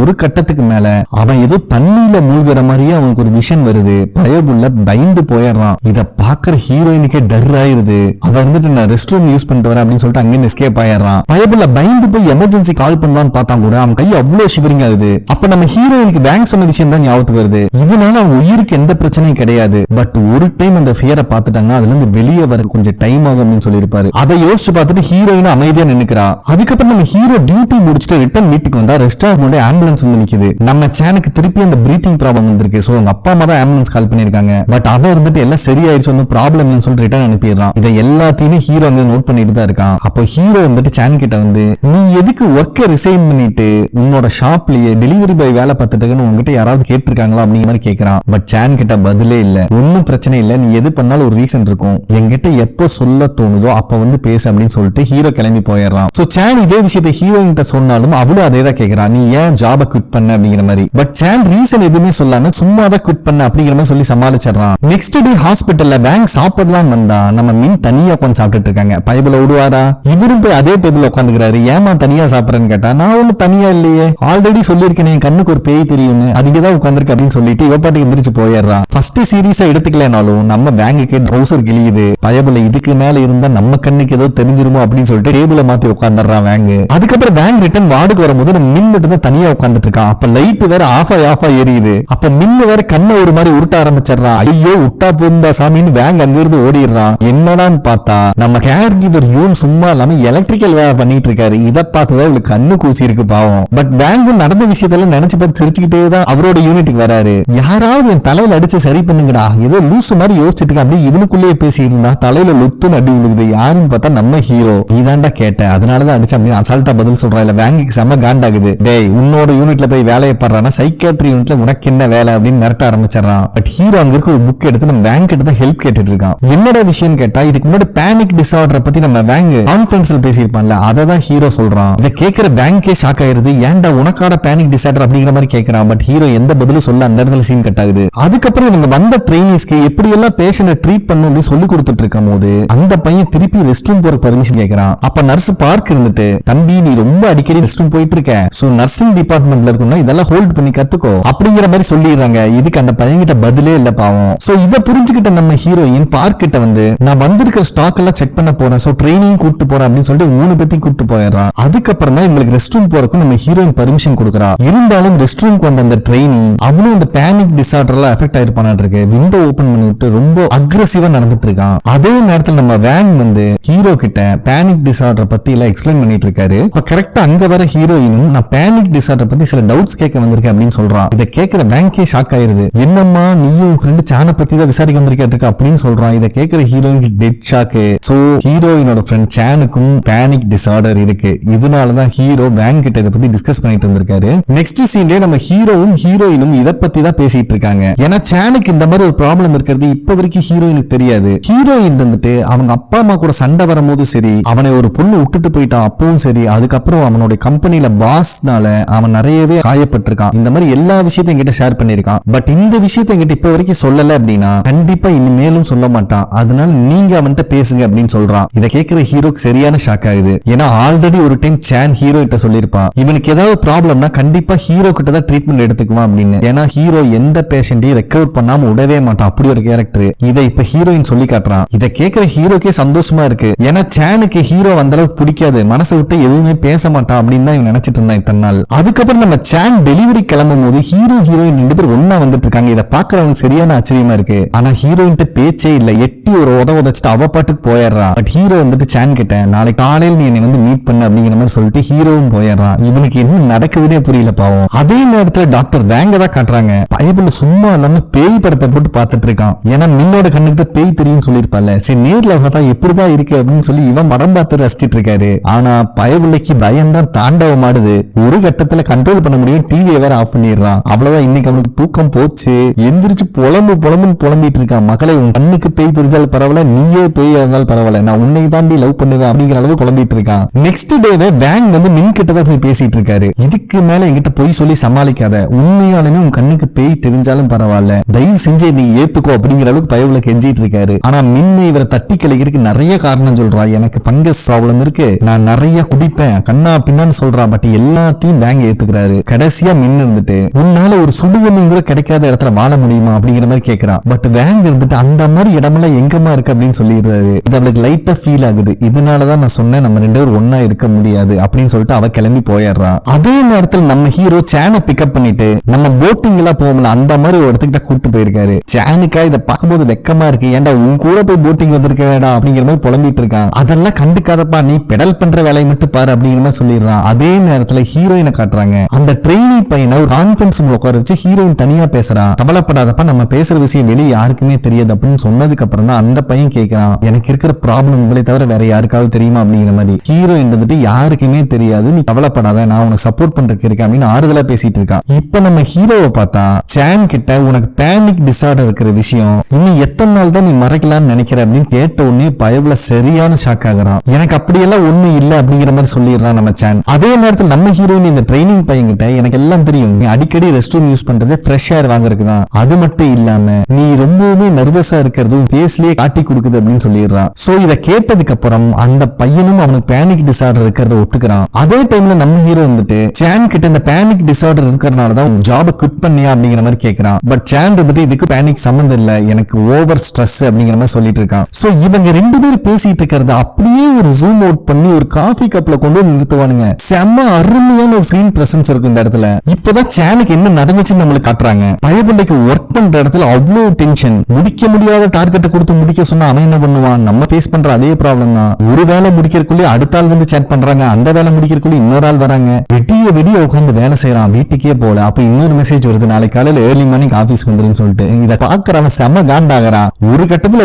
ஓவர் ஹைப்பர் ஆகி ரெஸ்ட் ரூம் போயிடுறான். அப்ப அவனுக்கு சுத்தி அந்த ரெஸ்ட் ரூம்ல ஃபுல்லா தண்ணி ஃபில் ஆகுற மாதிரி அவனுக்கு ஒரு இமேஜினேஷன் வருது. பைபிள் அதுலயே நடந்துட்டு வந்து மயக்கம் போட்டு விழுந்துடுறான். அதுக்கு அப்புறம் இருந்து நெக்ஸ்ட் எப்ப ஆபீஸ் போனாலும் அவன் உடம்புல இருந்து அவன் தண்ணி வெளியே போற மாதிரியே அவனுக்கு ஃபீல் ஆயிருக்கு. சோ இதை எல்லாத்தையும் நம்ம ஹீரோ கிட்ட சொல்லிட்டு இருக்கான் சான்.